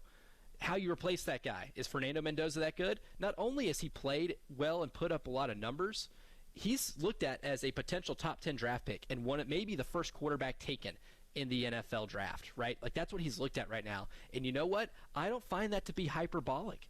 I watched that Illinois game, and I saw him make some throws, especially from like the all-22 angle, where I'm like, that is a big boy NFL throw. Like, he's non-conventional, but he's got an incredible arm. He's insanely accurate. He makes a lot of the right reads. He doesn't put the ball in harm's way, does everything you want as a quarterback, and he has elevated himself by going from Cal to Indiana to play football. Say that sentence one more time. I can't believe I'm saying this, and it sounds so unnatural, but Fernando Mendoza elevated himself by leaving Cal to Indiana to play football. It feels weird. Yeah, especially when you add that if you want to throw in this extra sauce for that, he left known powerhouse ACC team Cal to go to Indiana. Yes. You want to throw a little bit of more modern football sauce on that. Yeah, that's really fascinating. But you know what I think is really cool about this story is that Dante Moore and Fernando, we weren't talking about these dudes in the beginning of the season when we had all the quarterback conversations. We were not having. If somebody would have pointed to, week 6 and said, man, there's a quarterback matchup that's going to be phenomenal, obviously everybody would have been talking about Lenoris and Garrett Sussmeyer, but they are not. We're talking about Dante and Fernando, and so it's just another ode to you have to play the game in order to see how it works out. Yep, and that's why we do it. The hype and the talk is one thing. You got to go out there and actually perform it. Those two dudes, man, have really put themselves in conversations that I did not think would be in those conversations, especially now that we're a month and a half into the football season. That game's a big one, but there's others. Pick or Click is next.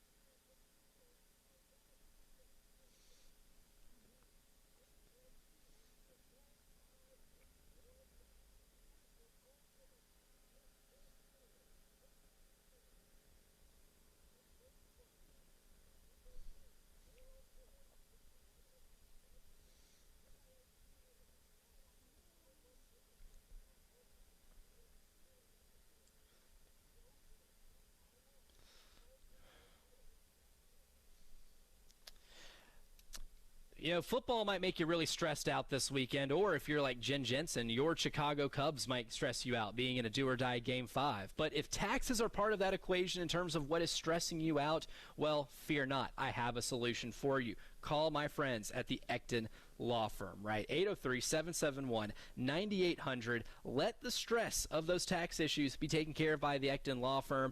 They've been doing this for a long time, helping out many families, many businesses escape that pesky IRS maze. And the best part is if you call that number, 803-771-9800, you can set up a free consultation where John Ecton and his team can go through the specific game plan of what your issues are and how to attack them at the source. Again, 803-771-9800. You can always visit EctonLawFirm.com. That's ECTONLawFirm.com.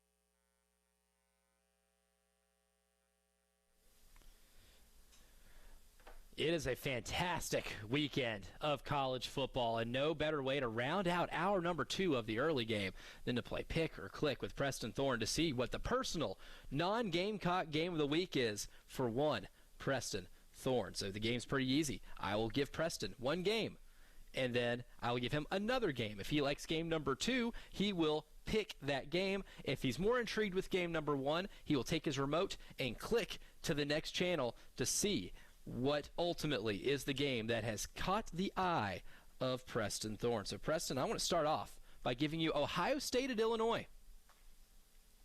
It's a road test for the Buckeyes. They passed their first one by beating Washington.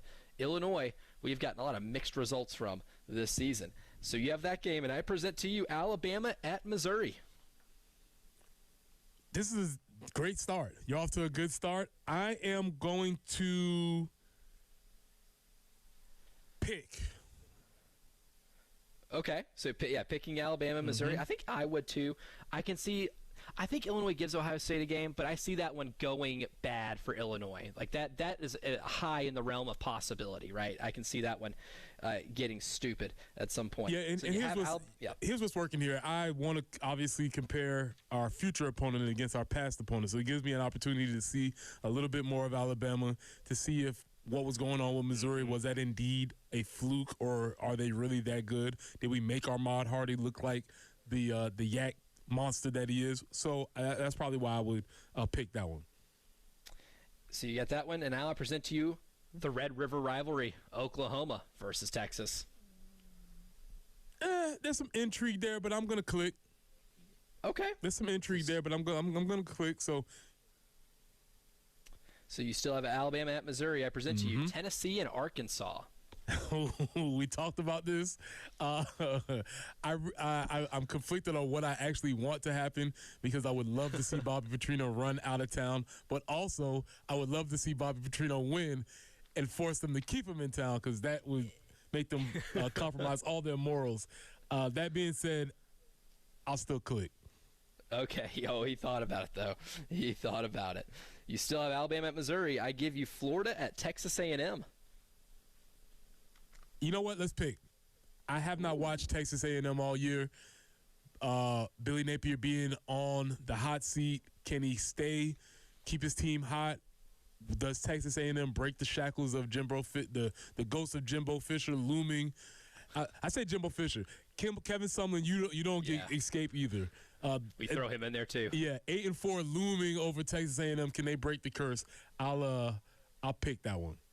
Texas A&M trying to fight ghosts of 8-4's past. You have Florida at Texas A&M. I present to you Michigan at Southern Cal. Click. I have zero interest in either one of these programs. It's just really weird that this is a conference game.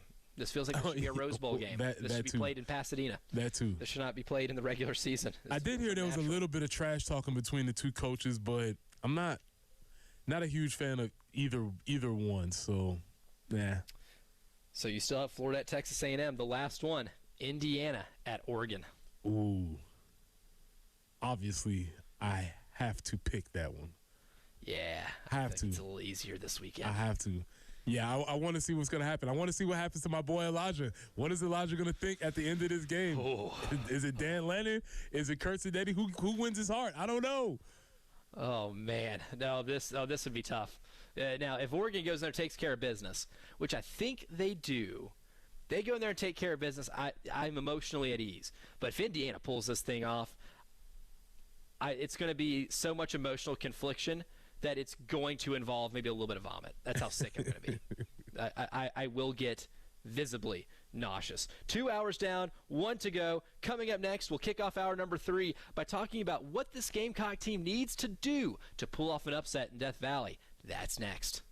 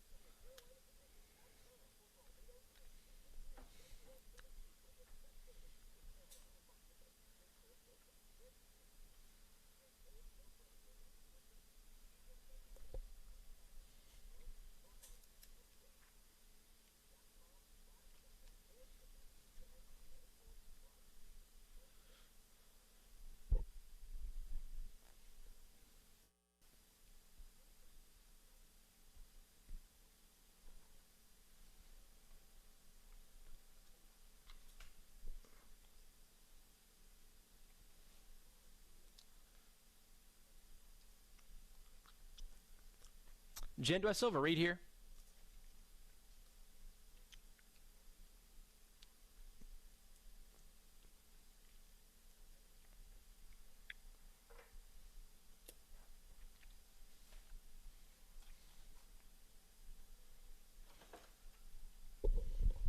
What's up, dude? Oh, yeah. Yeah, break for another 3 minutes. 2 hours down, 1 to go. The Friday shows fly by, man. Blink of an eye. Might have to do a commercial here. I thought I had a live read, but I haven't heard the cue for it. You're killing it.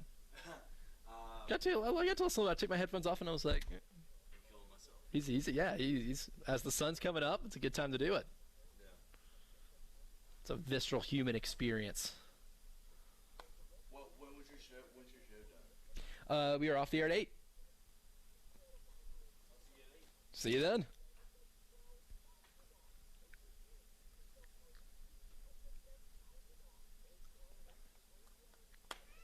Meow. Sorry, po boy. Sorry, Po. You gotta stay inside, brother. Meow. Meow.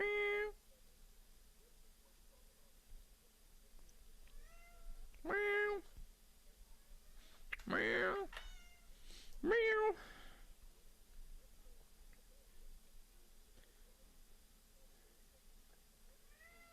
Meow. Meow. Meow.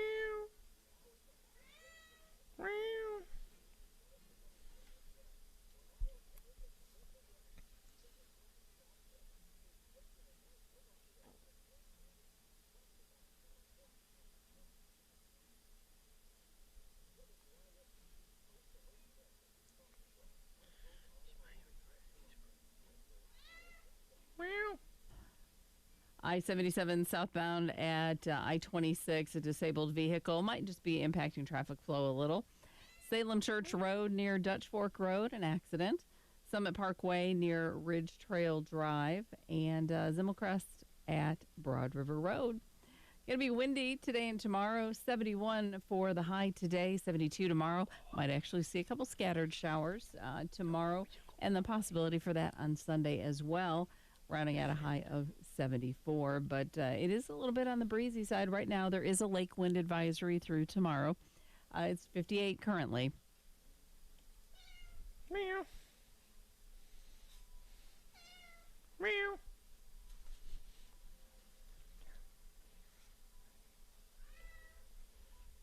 Meow.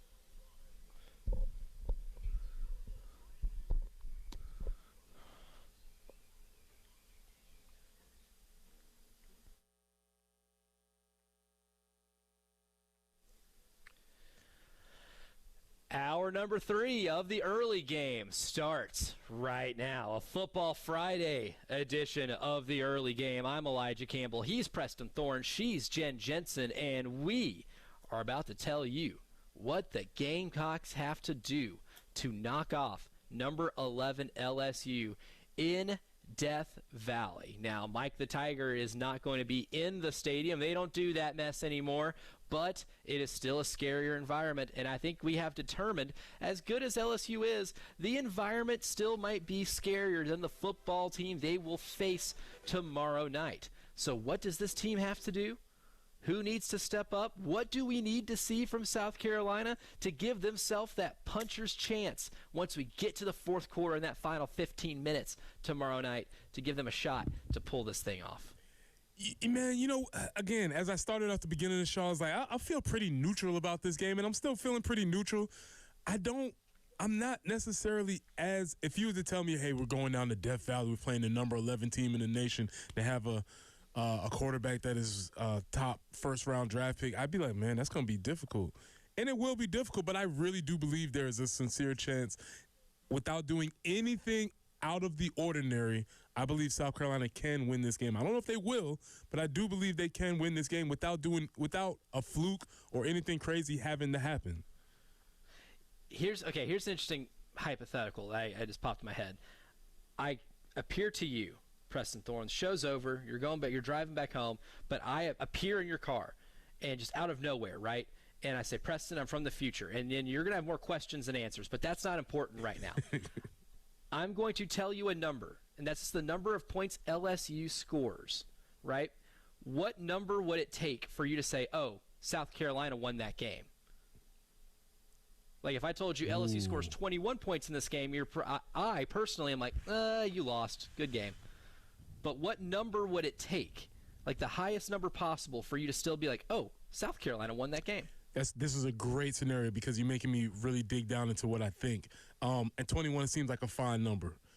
21 seems like a fine number, only based on the idea that the offense has not put together a 20-point-plus game yet. Have we? The offense, yeah. So you scored 35 against Kentucky. Take away. Oh, okay, yeah. It was 21. So you have 21. 21. 20 and 21. Yeah, Missouri and Kentucky was 20 and 21. It's tight. That's very little room for error. I would say if you keep it. How about this?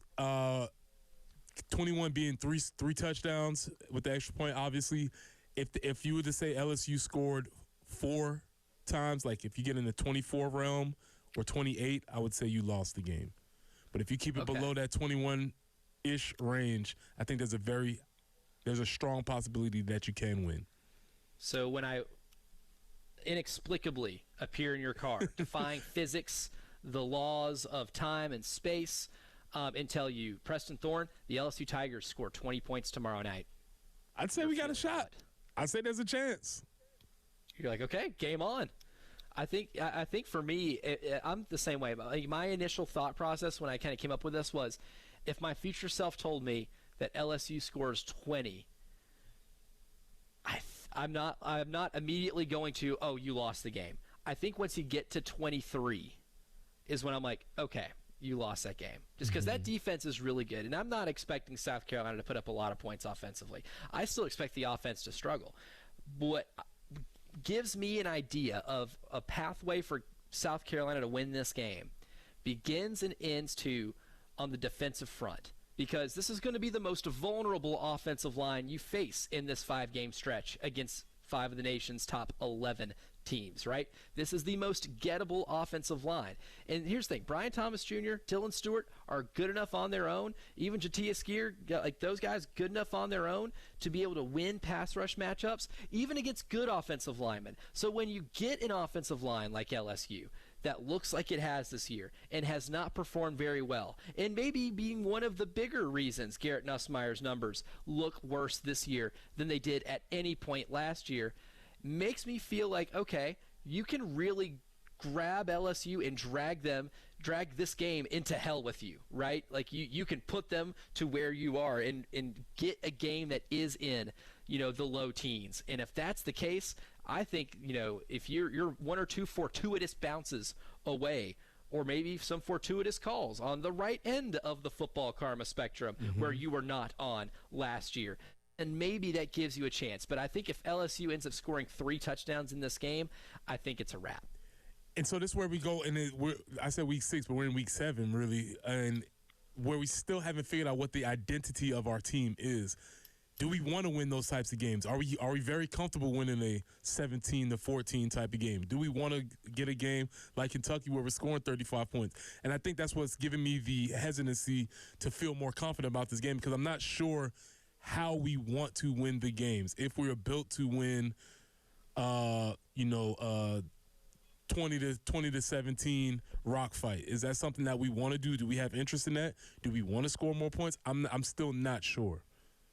And the unfortunate part for me, Preston, when thinking about that, like how do you want to win games, the reason I have hesitancy with South Carolina just moving forward in this stretch is really good teams will dictate those terms and conditions, right? They'll play the game they want to. South Carolina's in a position to have to or to win games in a way in which they have to, right? You don't have that luxury. I feel like you have to win this thing in the teens because we haven't seen enough of your offense to be able to make you feel good about an explosive offensive performance that scores more than 3 touchdowns in a game, right? I mean, we are now, 5 games into the season. You had the bowl game, so under Mike Shula's tutelage, you have not scored more than 21 offensive points in a game. If that's going to be how it is, because it isn't like it just happened once or twice or 3 times. We're now on time 6, and it's this way, right? Not saying you can't break that threshold, but if the trend continues to where you don't break that threshold, you don't have the luxury of winning a game the way you want to win it. You will win games the only way you have to. And that's a big difference between teams that do end up playing in the college football playoff and teams that have to steal a lot of games. Is there any evidence to support that either one of these offenses break out of what they've been to this point this year? I don't think so. Not in this game. Not in this game. This year, yeah. I still. This year is far along, so let's just say this game particularly. Can either offense who've struggled running the ball, who really haven't been necessarily that productive, do you see anything to suggest that this changes this week? No, not this week. And if it does, for whoever team they do it for, obviously is the one that wins this game. Like if back to my time traveling self, if I pop up in Preston Thorne's car while he's driving home and I say, Preston, Caden Durham runs for $150. Yeah, that's a loss. You're probably sick to your stomach. You're like, do I even show up to the YouTube watch party on Saturday night? Do I even show up because I know exactly how this game's going to go? Mm-hmm. But then if I do that and say Lenore Sellers runs for $150, you're like, oh, it's on. Mm-hmm. Oh, it's so on. You might not sleep. You'd be so excited to see exactly what happens in Death Valley the next day. If either one of those teams breaks that mold in this game, you're winning this game. And that's what makes this really important too. If you get an offensive proof of concept game, especially for South Carolina, considering you're down 3 offensive linemen and the offensive line has underperformed. And one of those 3 down offensive linemen is Kason Henry, who has been your best offensive lineman this year. If you're able to score more than 3 touchdowns against that LSU team in that stadium and pull off a win, then really there's nothing that you can't do moving forward, because this is an incredible test defensively. And if you're able to show that proof of concept, then your whole outlook on the season ultimately changes. Just another reason why this is such an important game. Well, to bring that back, we talked about the X factor earlier in the show during the 6:45. You can go back and listen to that. But you'd be remiss not to mention that when the offense is struggling, it's very difficult to score, to be able to be consistent, especially if you can't run the ball with any type of consistency. So that leads to having to have some explosive plays, correct? Oh, you got to win the explosive play battle. You're gonna have to win. You're gonna have to win that battle. Whether anything about the game last year, was really not won, obviously, but the reason why you were in the game is because Lenore's had a 75-yard house call. Rocket Sanders had a 65-yard house call. Those are things that may have to happen in order for your offense to be able to put up some points. You're going to have to bust through and make a play at some point. Mm-hmm. Yeah, that's 1,000% correct. Yeah, we're going to break the scale here and say that is 1,000% correct. That may be how this offense scores points in general, right? Like taking chances down the field, getting explosive, run plays from your quarterback when a play breaks down. Living and dying on those explosive plays can give you chances in these types of games. Again, it's kind of like the defensive touchdown thing where you don't want to have to bank on that. You would like to be able to methodically move the ball up and down the field. You'd like to be able to play that cat and mouse game, to be able to milk time off the clock. But if that's something that you can't do because you can't run the ball and you can't sustain really long drives, you might just have to say, really Leroy Jenkins this thing and just start chucking it, and just go fishing for big plays and seeing if you could hit on one. Because if there's anything about Lenore Sellers that I've really appreciated is that he is not afraid to take shots down the field, and he does it in a pretty smart way. Not often this year has he really put the ball in harm's way, which I guess would make you feel a little more free to let your quarterback take some of those chances in these types of games. Yeah, absolutely. Again, he threw the pick against Vandy that he got duped. It was a great call. And even if he just would have put a little bit more air under it, the nose guard probably wouldn't have made that play, but it happens, whatever. But when I watch Lenore's play, I don't often get the feeling of he's out there cowboying or YOLOing or doing whatever you want to describe it. No YOLO ball with Lenoris. I don't get that. I don't get that feeling when I watch him, and so that is something that is comforting going into a game like this where you're probably not going to be able to afford to have any type of dumb turnovers throughout the course of the game. Then on the defensive side of the ball too, I think a lot of these points become moot if you can't, again, tackle. That's like the one thing about this defense that gives me hesitancy. Like, the stop rate numbers aren't good. Like, you don't want to be south of 80 in the country, 80th in the country when it comes to stop rate. That is a terrible sign of future success. But when you break it down by game, you look at the tackling performances against Vanderbilt, Missouri, and really you can pinpoint that as to why you lost those games. That's why your defense did not get stops at all in those games, is because you couldn't get yourself off the field because you couldn't tackle Ahmad Hardy. You couldn't tackle Cedric Alexander. You couldn't tackle Diego Pavia. You couldn't tackle Eli Stowers. You had those type of issues in those two games where it completely kept you from winning. Those are non-negotiables, right? If you miss 15 tackles in this game tomorrow night, you are cooked, right? You cannot do that in this game. The Kentucky game gives you maybe some proof of concept that maybe those two games were just bad tackling performances and they're more isolated incidents. But you have not tackled well against teams that have finished better than 80 in offensive SP+. You're not facing an offensive juggernaut in LSU because they are currently sitting at 40th in offensive SP+, but you at least need to show that you can take an offense like that is middle of the road and take care of business as opposed to taking care of business against the bad offenses. Yeah, right. And we talked about tackling, and we're talking about it again. Clayton White talked about it, perimeter tackling. They're going to utilize the screen game, short passes. Their A-dot is not very far downfield. I think it was 7. And I gave the scenario yesterday. You did your job on first down. You did your job on second down. It's 3rd and 10. They throw a 6-yard pass. If you come up and you make a tackle, you're off the field. If you miss that tackle, the drive continues. And that's essentially why your stop rate gets low and you give the team more opportunities to win. So tackling is going to be extremely important. It sounds basic. It is boring, absolutely. But it is the fundamental part of this game, especially on the perimeter where they like to give those receivers chances to make plays. On Fridays, we like to go back into the message board. We put on our internet hazmat suits, and we go to where no man would normally go with a gun. That is certain SEC message boards. And this week, this Friday, we have an Arkansas coaching suggestion you have to hear to believe. We'll tell you what that is next on the early game.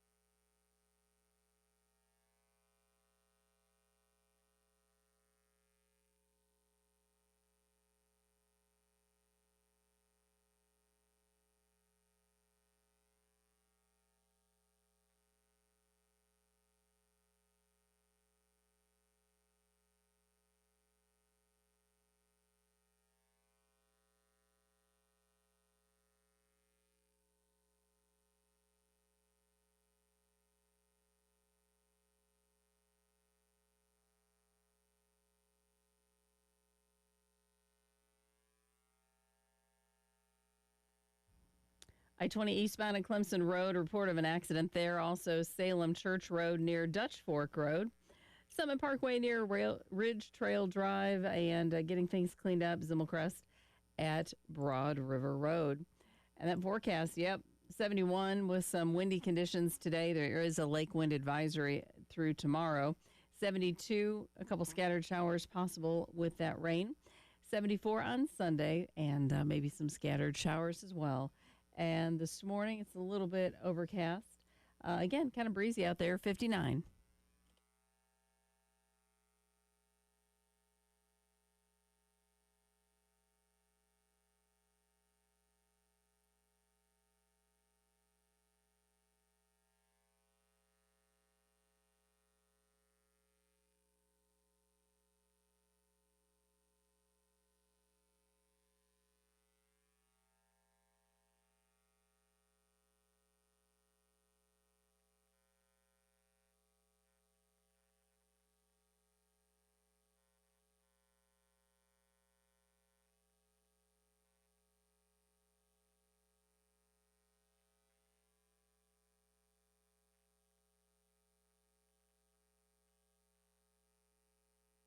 Football Friday without message board mayhem, and nobody likes more than I do a fun coaching rumor or an out-of-the-box suggestion. And you know what? The Arkansas opening has provided us a lot of fun, right? Tired are the John Gruden rumors. Tired are the Nick Saban rumors. But you know what? We got an out-of-the-box one for Arkansas, Preston Thorne. I want you to take a guess. Before I read this off, take a guess at who is being suggested. Well, you already said it's not groomers. Nope. Non-applicable for this one. Is it a current sitting coach? It is. Okay. Are they in the SEC? They are not. Oh, no. It is in the South, though. And one could even say it is in the state of South Carolina. I'm listening. Tell me more. Now I will read this to you. It says, am I crazy to think Arkansas pulls a Brett Bielema and gets Dabo? Trey said it's going to be a Power 4 coach and its experience. Dabo seems very unhappy at Clemson and would be excited the grammar here, I'm going to have to really edit. Seems really unhappy at Clemson. Would we be excited about him? To me, he would have to do what Cal did, John Calipari, and change his mindset about the transfer portal, but I would get behind it. I'm sure you would. Sweeney, Arkansas, collision course. Okay, that seems like somebody that had a little bit too much time on hand. I don't see that one happening. No. Strange things happening. There's a lot of ways you could poke holes in that one because Cal was never opposed to one and dones, transfers, money. Nope. That was never not Cal's get down. So this is perfect for how he likes it. I don't know about that one. Yeah, John Calipari, one of the guys who will do whatever it takes to win, even if it means giving a player a little extra assistance on their SAT to maybe get them into the school. Derek Rose. That has been not been a point of contention for John Calipari. So making that transition not the same as it would be for Dabo Sweeney. Virginia Tech opening. Obviously, they have the fans have the names of what they want. Nobody has accused Nick Saban of taking the job. Nobody has clamored for John Gruden for that one. It seems to be mostly SEC jobs that they do that for. But at Virginia Tech, one poster on VT Scoop says, truly think we can land Freeze. Yes, as in Hugh Freeze. Oh, no. Goes on to say Auburn is a hard place to win. $6.5 million salary, so $8 million is possible. Also not sure Auburn ups his salary. No. Why? My thing is, why would you go on the message board to say something that doesn't have to be true and then suggest Hugh Freeze? Like, dream bigger. If we're just making things up anyway, why would you say my wildest dreams would be to bring a very mediocre coach who's not winning at his current place? Come on, man. Dream big. Dream bigger than this. Like, look at what's happening at Auburn. You're Virginia Tech. Don't look at Auburn and say that's a tough place to win. He's not winning there. He can win here at Virginia Tech, where this job has become increasingly harder to win at over the last decade. What are we doing? Man. Don't put something that you can get for yourself on your Christmas list. Go think bigger. Let Santa deliver for you. Come on, man. Shoot for the stars here. And now, maybe my favorite coach post on message boards this week. Shout out to message board geniuses for finding these, for being the hunter and gatherer of the gold here. This involves a coach swap. Now, we've seen coaches get traded in the NFL before. Yes. John Gruden, speaking of groomers, got traded to the Tampa Bay Buccaneers whenever he won his Super Bowl. He came to Tampa by way of trade. But you know what? They don't ever trade coaches. I want to see a straight up coach for coach trade. Like, we'll trade our guy for your guy. That would be pretty juicy. That would be pretty juicy. And on Blue White Illustrated, somebody has a suggestion for Penn State to engage in a coach trade. And the post reads like this: I know this would never happen, and it might sound dumb, but I actually think if USC and Penn State switched head coaches, both programs would be better off. USC is in need of structure and organization, what Franklin excels at, and Riley not as much. Penn State is in need of a totally fresh offensive identity, hence Riley. Okay. Coach swap. Okay. How we feeling? Listen, man. Not bad. Not bad. Not bad.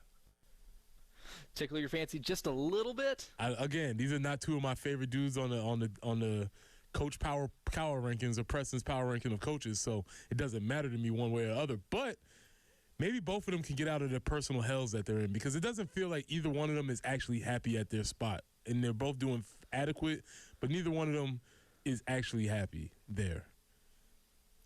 Yeah, and depending on the fans, they might not be happy with them. And the thing with Penn State that I always warn about is if you're going to fire James Franklin, it is going to be hard to get somebody in there to replace at least winning 10 games a year, right? Like, you're really going for it at that point, but you're doing it blindly because you can't guarantee the results come. Penn State, as you know, even in the late stage Joe Paterno years, not just have anybody there and win games and recruit well, right? You have to be able to do that. And to James Franklin's credit, as much as we like to clown him on this fine program, has done a fantastic job of taking the potential and realizing it. He just can't get past that point, right? Like capital T, capital P, that point that pushes you in from just being a really good Big Ten contender into being a legitimate national title contender because you can't win the big games. Yeah, and you know what? I'm developing some charges that I might have to be thrown against Penn State fans, but who do you think you are? I feel like Penn State fans are who we've been accusing Nebraska fans of being, but they're worse. Because, Penn State was – because I had to look this up because growing up, you just always heard about Penn State and you heard about the coach that was there and all those types of great things. And then I looked, I was like, yeah, they won 2 national championships, and they've been good, but, come on, man. He wasn't Saban. He wasn't the new – he was fine. I would argue, and I would throw some numbers to present this, but I would argue Penn State's football is better now than maybe it's ever been, except for getting to these 2 national championships. So who do Penn State fans actually – who do you think you are that you won championships in 1982, 43 years ago? Your national championship was given to you by the Associated Press. Yeah, congratulations. Man, yeah, I'm working on a case to bring the Penn State fans up on charges of overzealousness. What is it? Delusions of grandeur. Yes, they might be brought up on charges because I think these are the charges that I had for Nebraska fans, but they might actually be for Penn State fans.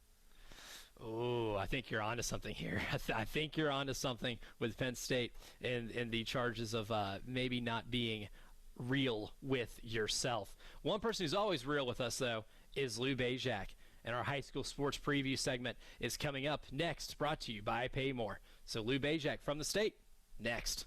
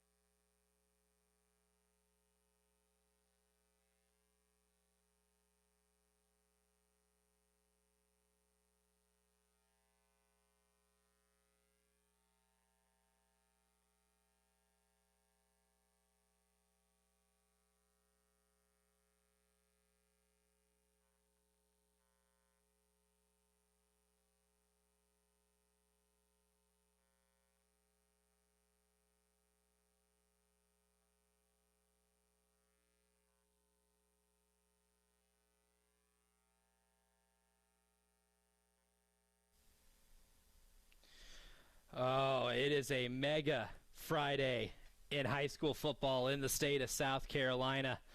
And to join us, as always, Lou Bezjak in our high school football segment, sponsored by Paymore. Need fast cash? Paymore is Columbia's go-to spot for fast cash on your tech. Visit them in Harbison and Sand Hills today. Lou, appreciate you joining us as always. And we always have a couple of highlight marquee matchups every week in high school football, but I feel like this week is the big one, starting with Dutch Fork at White Knoll, a game with serious region championship implications in a juicy matchup between Tom Knotts and Nick Pelham. I have a feeling this is going to be a very much so, a Preston Thorne type of game, which just features a bunch of defensive standouts. Yeah, defense and a lot of hitting, maybe a couple big plays here and there. But, yeah, these guys know each other well. I mean, he won 4 straight state championships as Knotts' defensive coordinator. So, yeah, and he got the best of them a couple years ago. Knotts returned the favor in the state championship a couple months after that. But, yeah, it should be a good one tonight.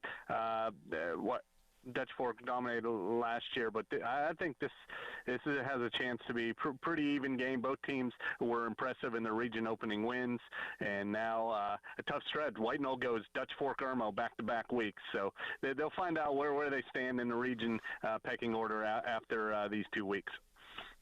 Yeah, that is, they're in their South Carolina stretch, right? You know, we're talking about the Gamecocks having 5 straight games against top 11 opponents. They going back-to-back with Dutch Fork and Irmo, tall task. Newberry's one of the teams I've loved talking about this year because they're for real. Sitting at 7-0 right now, they're at Fox Creek. That is a region that's also hotly contested. What do you expect in that game tonight?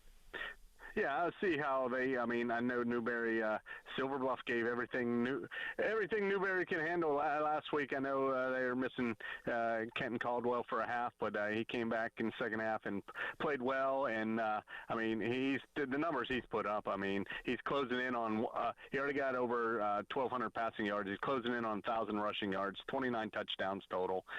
They got Cooks, they got USC commit Jamel House, Cash Brown, Ty Abrams, the running back. They got a strong defense. We'll see. Fox Creek suffered their first loss. I don't know if they've been tested as much as Newberry has, so this will be a big one tonight. And like I said, they beat Silver Bluff last week. You beat Fox Creek, and then you close out. You get a bye week, and then you close out with Keenan, and then the big one could be Swansea, and then both teams could be undefeated possibly going in that final regular season game of the year. And another big game, too. Pillion at Saluda. Saluda also having a fantastic year. Pillion 4-2 right now. They have played really well so far this season. A game that I love in the lower classifications. Every time you get a big game in the lower classifications, you have my attention. But where are you kind of leaning on the Pillion-Saluda matchup tonight? Saluda has the experience. Pillion, it's been, Corey Helms, former Gamecock offensive line coach, has Pillion playing really well in his first year, doubled the win total from last year already, and doing a little differently. They're slinging the heck out of it, man, with Alan Moore and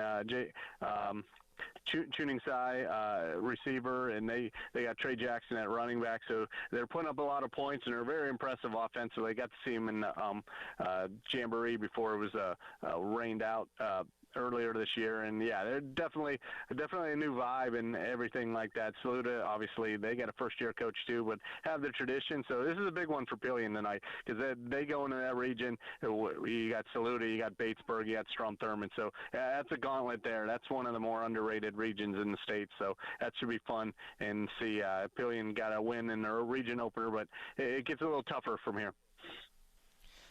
Lou Bezjak from the State newspaper is on with us right now, brought to you by Paymore. And Lou, another fun one too, mostly because I love offensive football. I love points, right? If we're scoring like 50+ points in a game like that, this is my bag. I think we might see some of that tonight with Ridgeview at Lugoff Elgin. Lugoff Elgin's passing game is phenomenal. Shamil Sadiq has been so much fun to watch this year, and despite a lot of the injuries for Ridgeview, they have just continued to keep pushing on and pushing on and pushing on. At one point, I dubbed them the best 2-2 team in the state, and well, I firmly believe they are one of the best 4-2 teams in the state. How many points are you expecting tonight in that Ridgeview Lugoff Elgin showdown? If Ridgeview wins, I think they would be able to kind of slow that down. But we could see a game in the 30s, maybe 40s. We saw what Lugoff did and lost to Sumter. They put 40-plus on them last week. He scored 41 against Blythewood, or 42 against Blythewood. E.J. Richardson had a monster game. He's had 2 back-to-back monster games. So with he had 400 plus total yards last week and 5 touchdowns. They kind of give him the ball kind of wherever, out of the backfield, throwing the ball, and they're strong offense. You talk about Sadiq, their quarterback as well, and they can put on some points. But calling card, I think, on Ridgeview is their defense and how strong they've been.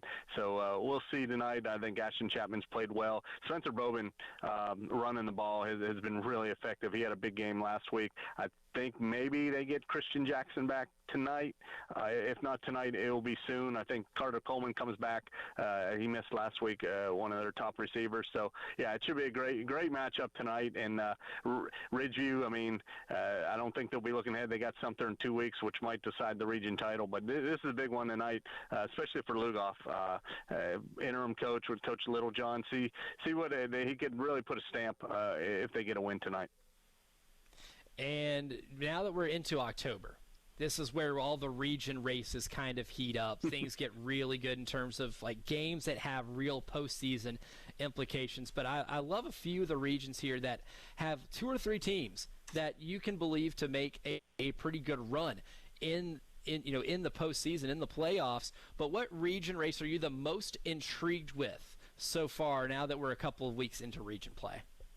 Well, I think it starts with the Dutch Fork, Irmo, White Knoll region. See how that fares out in the round robin. I think there is. Last year you had a little more balance. You had River Bluff and Lexington and Chapin were a little more. It wasn't that much of a separation between the top 3 and bottom 3.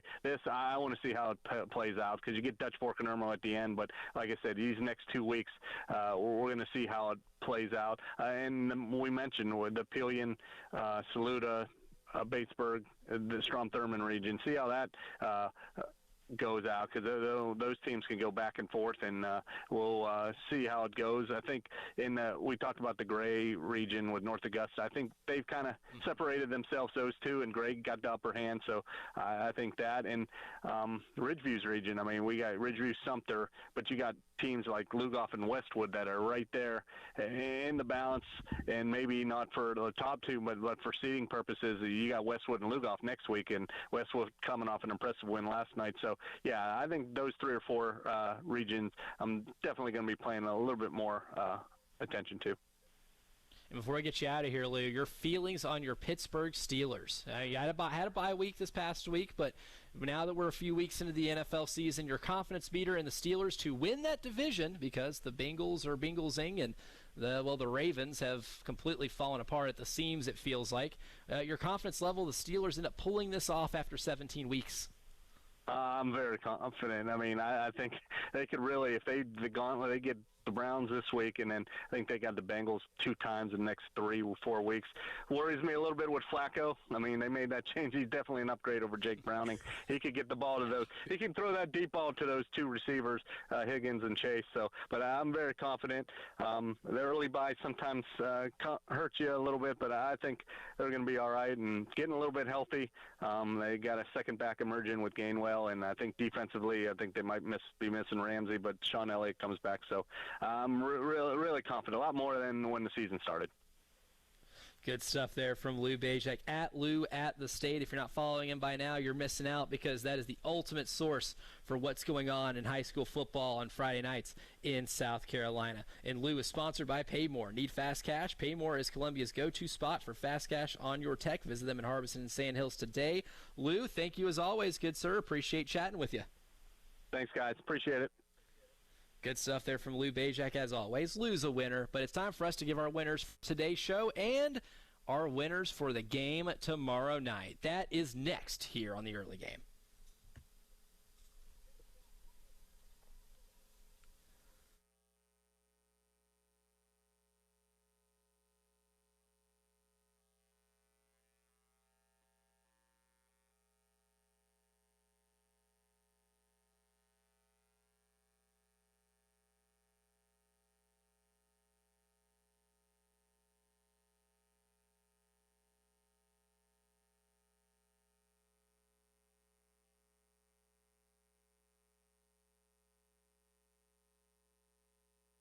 I talk about it all the time.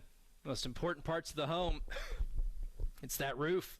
It's that roof, the thing that waterproofs your home. Roofing and waterproofing, obviously very important to keep your home or your business dry and running long into the future, and there's no more of a reliable source to make sure that is all taken care of than my friends over at Midstate Roofing. They've been doing this for nearly 30 years. Like, this is not their first rodeo or their millionth. This is just what they do. That proven history is your personal assurance that the professionals over at Midstate Roofing give you that proper advice, service, and most importantly, the results to the very specific needs of your facility too. One of the best parts about Midstate Roofing is you can call after hours, right? Because sometimes those needs to your facility are urgent and they don't wait for business hours to be to wreak havoc on your life. So give them a call, even after hours, 803-356-1919, where you can still speak to an on-call technician. And, of course, a reminder to you can protect that roof, protection upon protection, with the maintenance contract. 803-356-1919 or online at midstateroofing.com.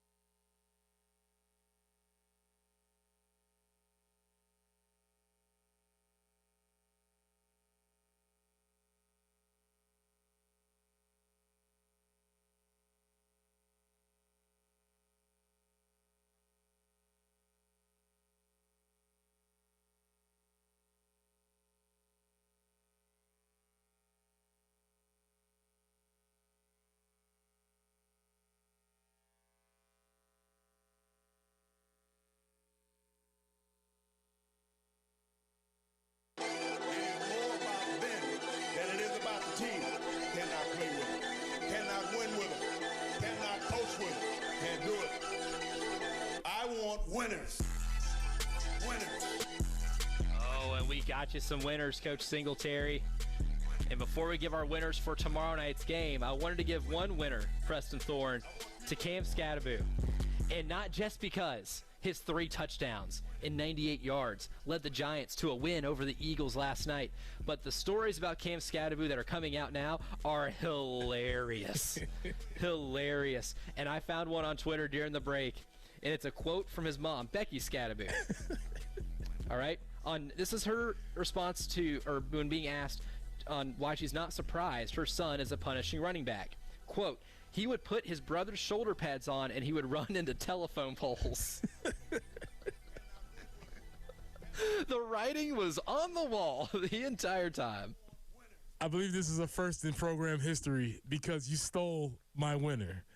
Because I too had Cam Scatterbo. So I will pivot and I will give a general winner to Meatheads. Because Meatheads are back.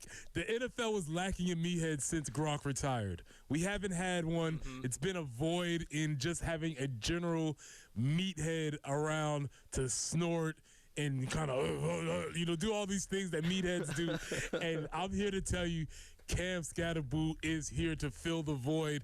Welcome to the stage. Number 1 meathead, Cam Scatterbo. Let's go. Yes, like the banner meathead of football right now is Cam Scatterbo. And I found a tweet where someone took some screen grabs from ESPN's story on Scatterbo.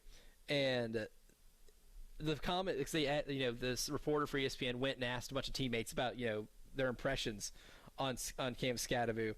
And I think one of the funniest ones came from Daniel Bellinger, the tight end. He said, "Zero filter. First time at a special teams meeting, he asked, what's our job? Our job is to play with speed, get off the ball." And this animal just goes, "Physicality," and just made no sense. He just yells things out. And I don't think I've ever loved a football player more. Again, man, I think the theme for this week has been cool players, and cool players can take a variety of different forms. Cam is squarely in that category of, if you're a young dude watching football now, if you're in your formative ages of like, oh, football is fun, he's somebody that you're watching is like, I want to be like that guy. Or yes, several players around the nation are being nicknamed Scatterbo right now because they probably carry on some of those characteristics. So meatheads everywhere, rejoice. You have found one. Your prince has returned. Scatterbo is here. On that note, I want to also give a winner to a place that is much maligned and is horrible for a majority of the time that you're there. But sometimes Twitter can come through, and all of the Cam Scatterbo conversation has been genuinely hilarious. I saw one tweet that said they're not sure that if Cam Scatterbo could pass the concussion test any day, let alone if he had his bell ring. Just a brilliant job. Jackson Dart going into the concussion booth, saying that Cam Scatterbo was going in there to coach him through on how to pass it. Amazing. Twitter, you're bad most of the time, but when you're good, you're great. Oh, man. I did see a tweet, too. It was like, Jackson Dart has been cleared to play by Cam Scatterbo. There's a picture out there. It's phenomenal. Again, these two can – hey, man, I've never been a Giants fan. I don't know if that's a huge fan base, but they're not going to be good, but they can be fun. And I think that's better than anything else. Oh, and Cam Scatterbo, just one of the characters on that team, like the character on that team that makes them Let me also take this time to say, as I positioned earlier, if you haven't done any research and you're a Gamecock fan and you haven't been paying attention to Dexter Lawrence, he does the sexy Dexy dance. It's very fun. It's always fun to see a fat man dancing after he makes a tackle. I don't know, man. This team could be a little bit of fun if you're looking for a squad. It sounds like the New York Giants might be a Team Crush Tuesday candidate for next Tuesday. Might be. Before we get out of here, Preston, who wins this game tomorrow night? I hate putting me on the spot. I cannot go against my guys. Get up on them early. Put something on them. Let's go Gamecocks.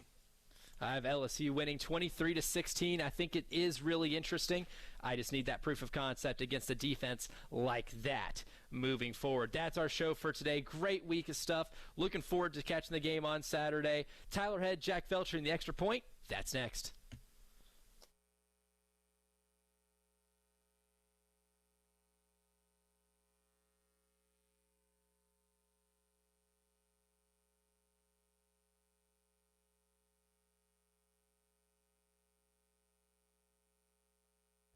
Preston here for Cato's Power Equipment. Cato's Power Equipment has been serving the Midlands since 1983. That's a long time.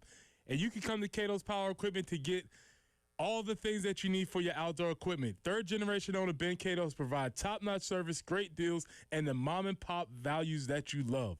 So whether you're a weekend warrior or a seasoned landscaping pro, Cato's has got you covered. Huge selection of new and pre-owned mowers, powerful tractors, and all the gear you need to tackle any outdoor project. So swing by Cato's Power Equipment today. Call them at 803-254-3711. Again, that's Cato's Power Equipment for all of your needs. Pre-owned mowers, powerful tractors, and all the gear you need to tackle any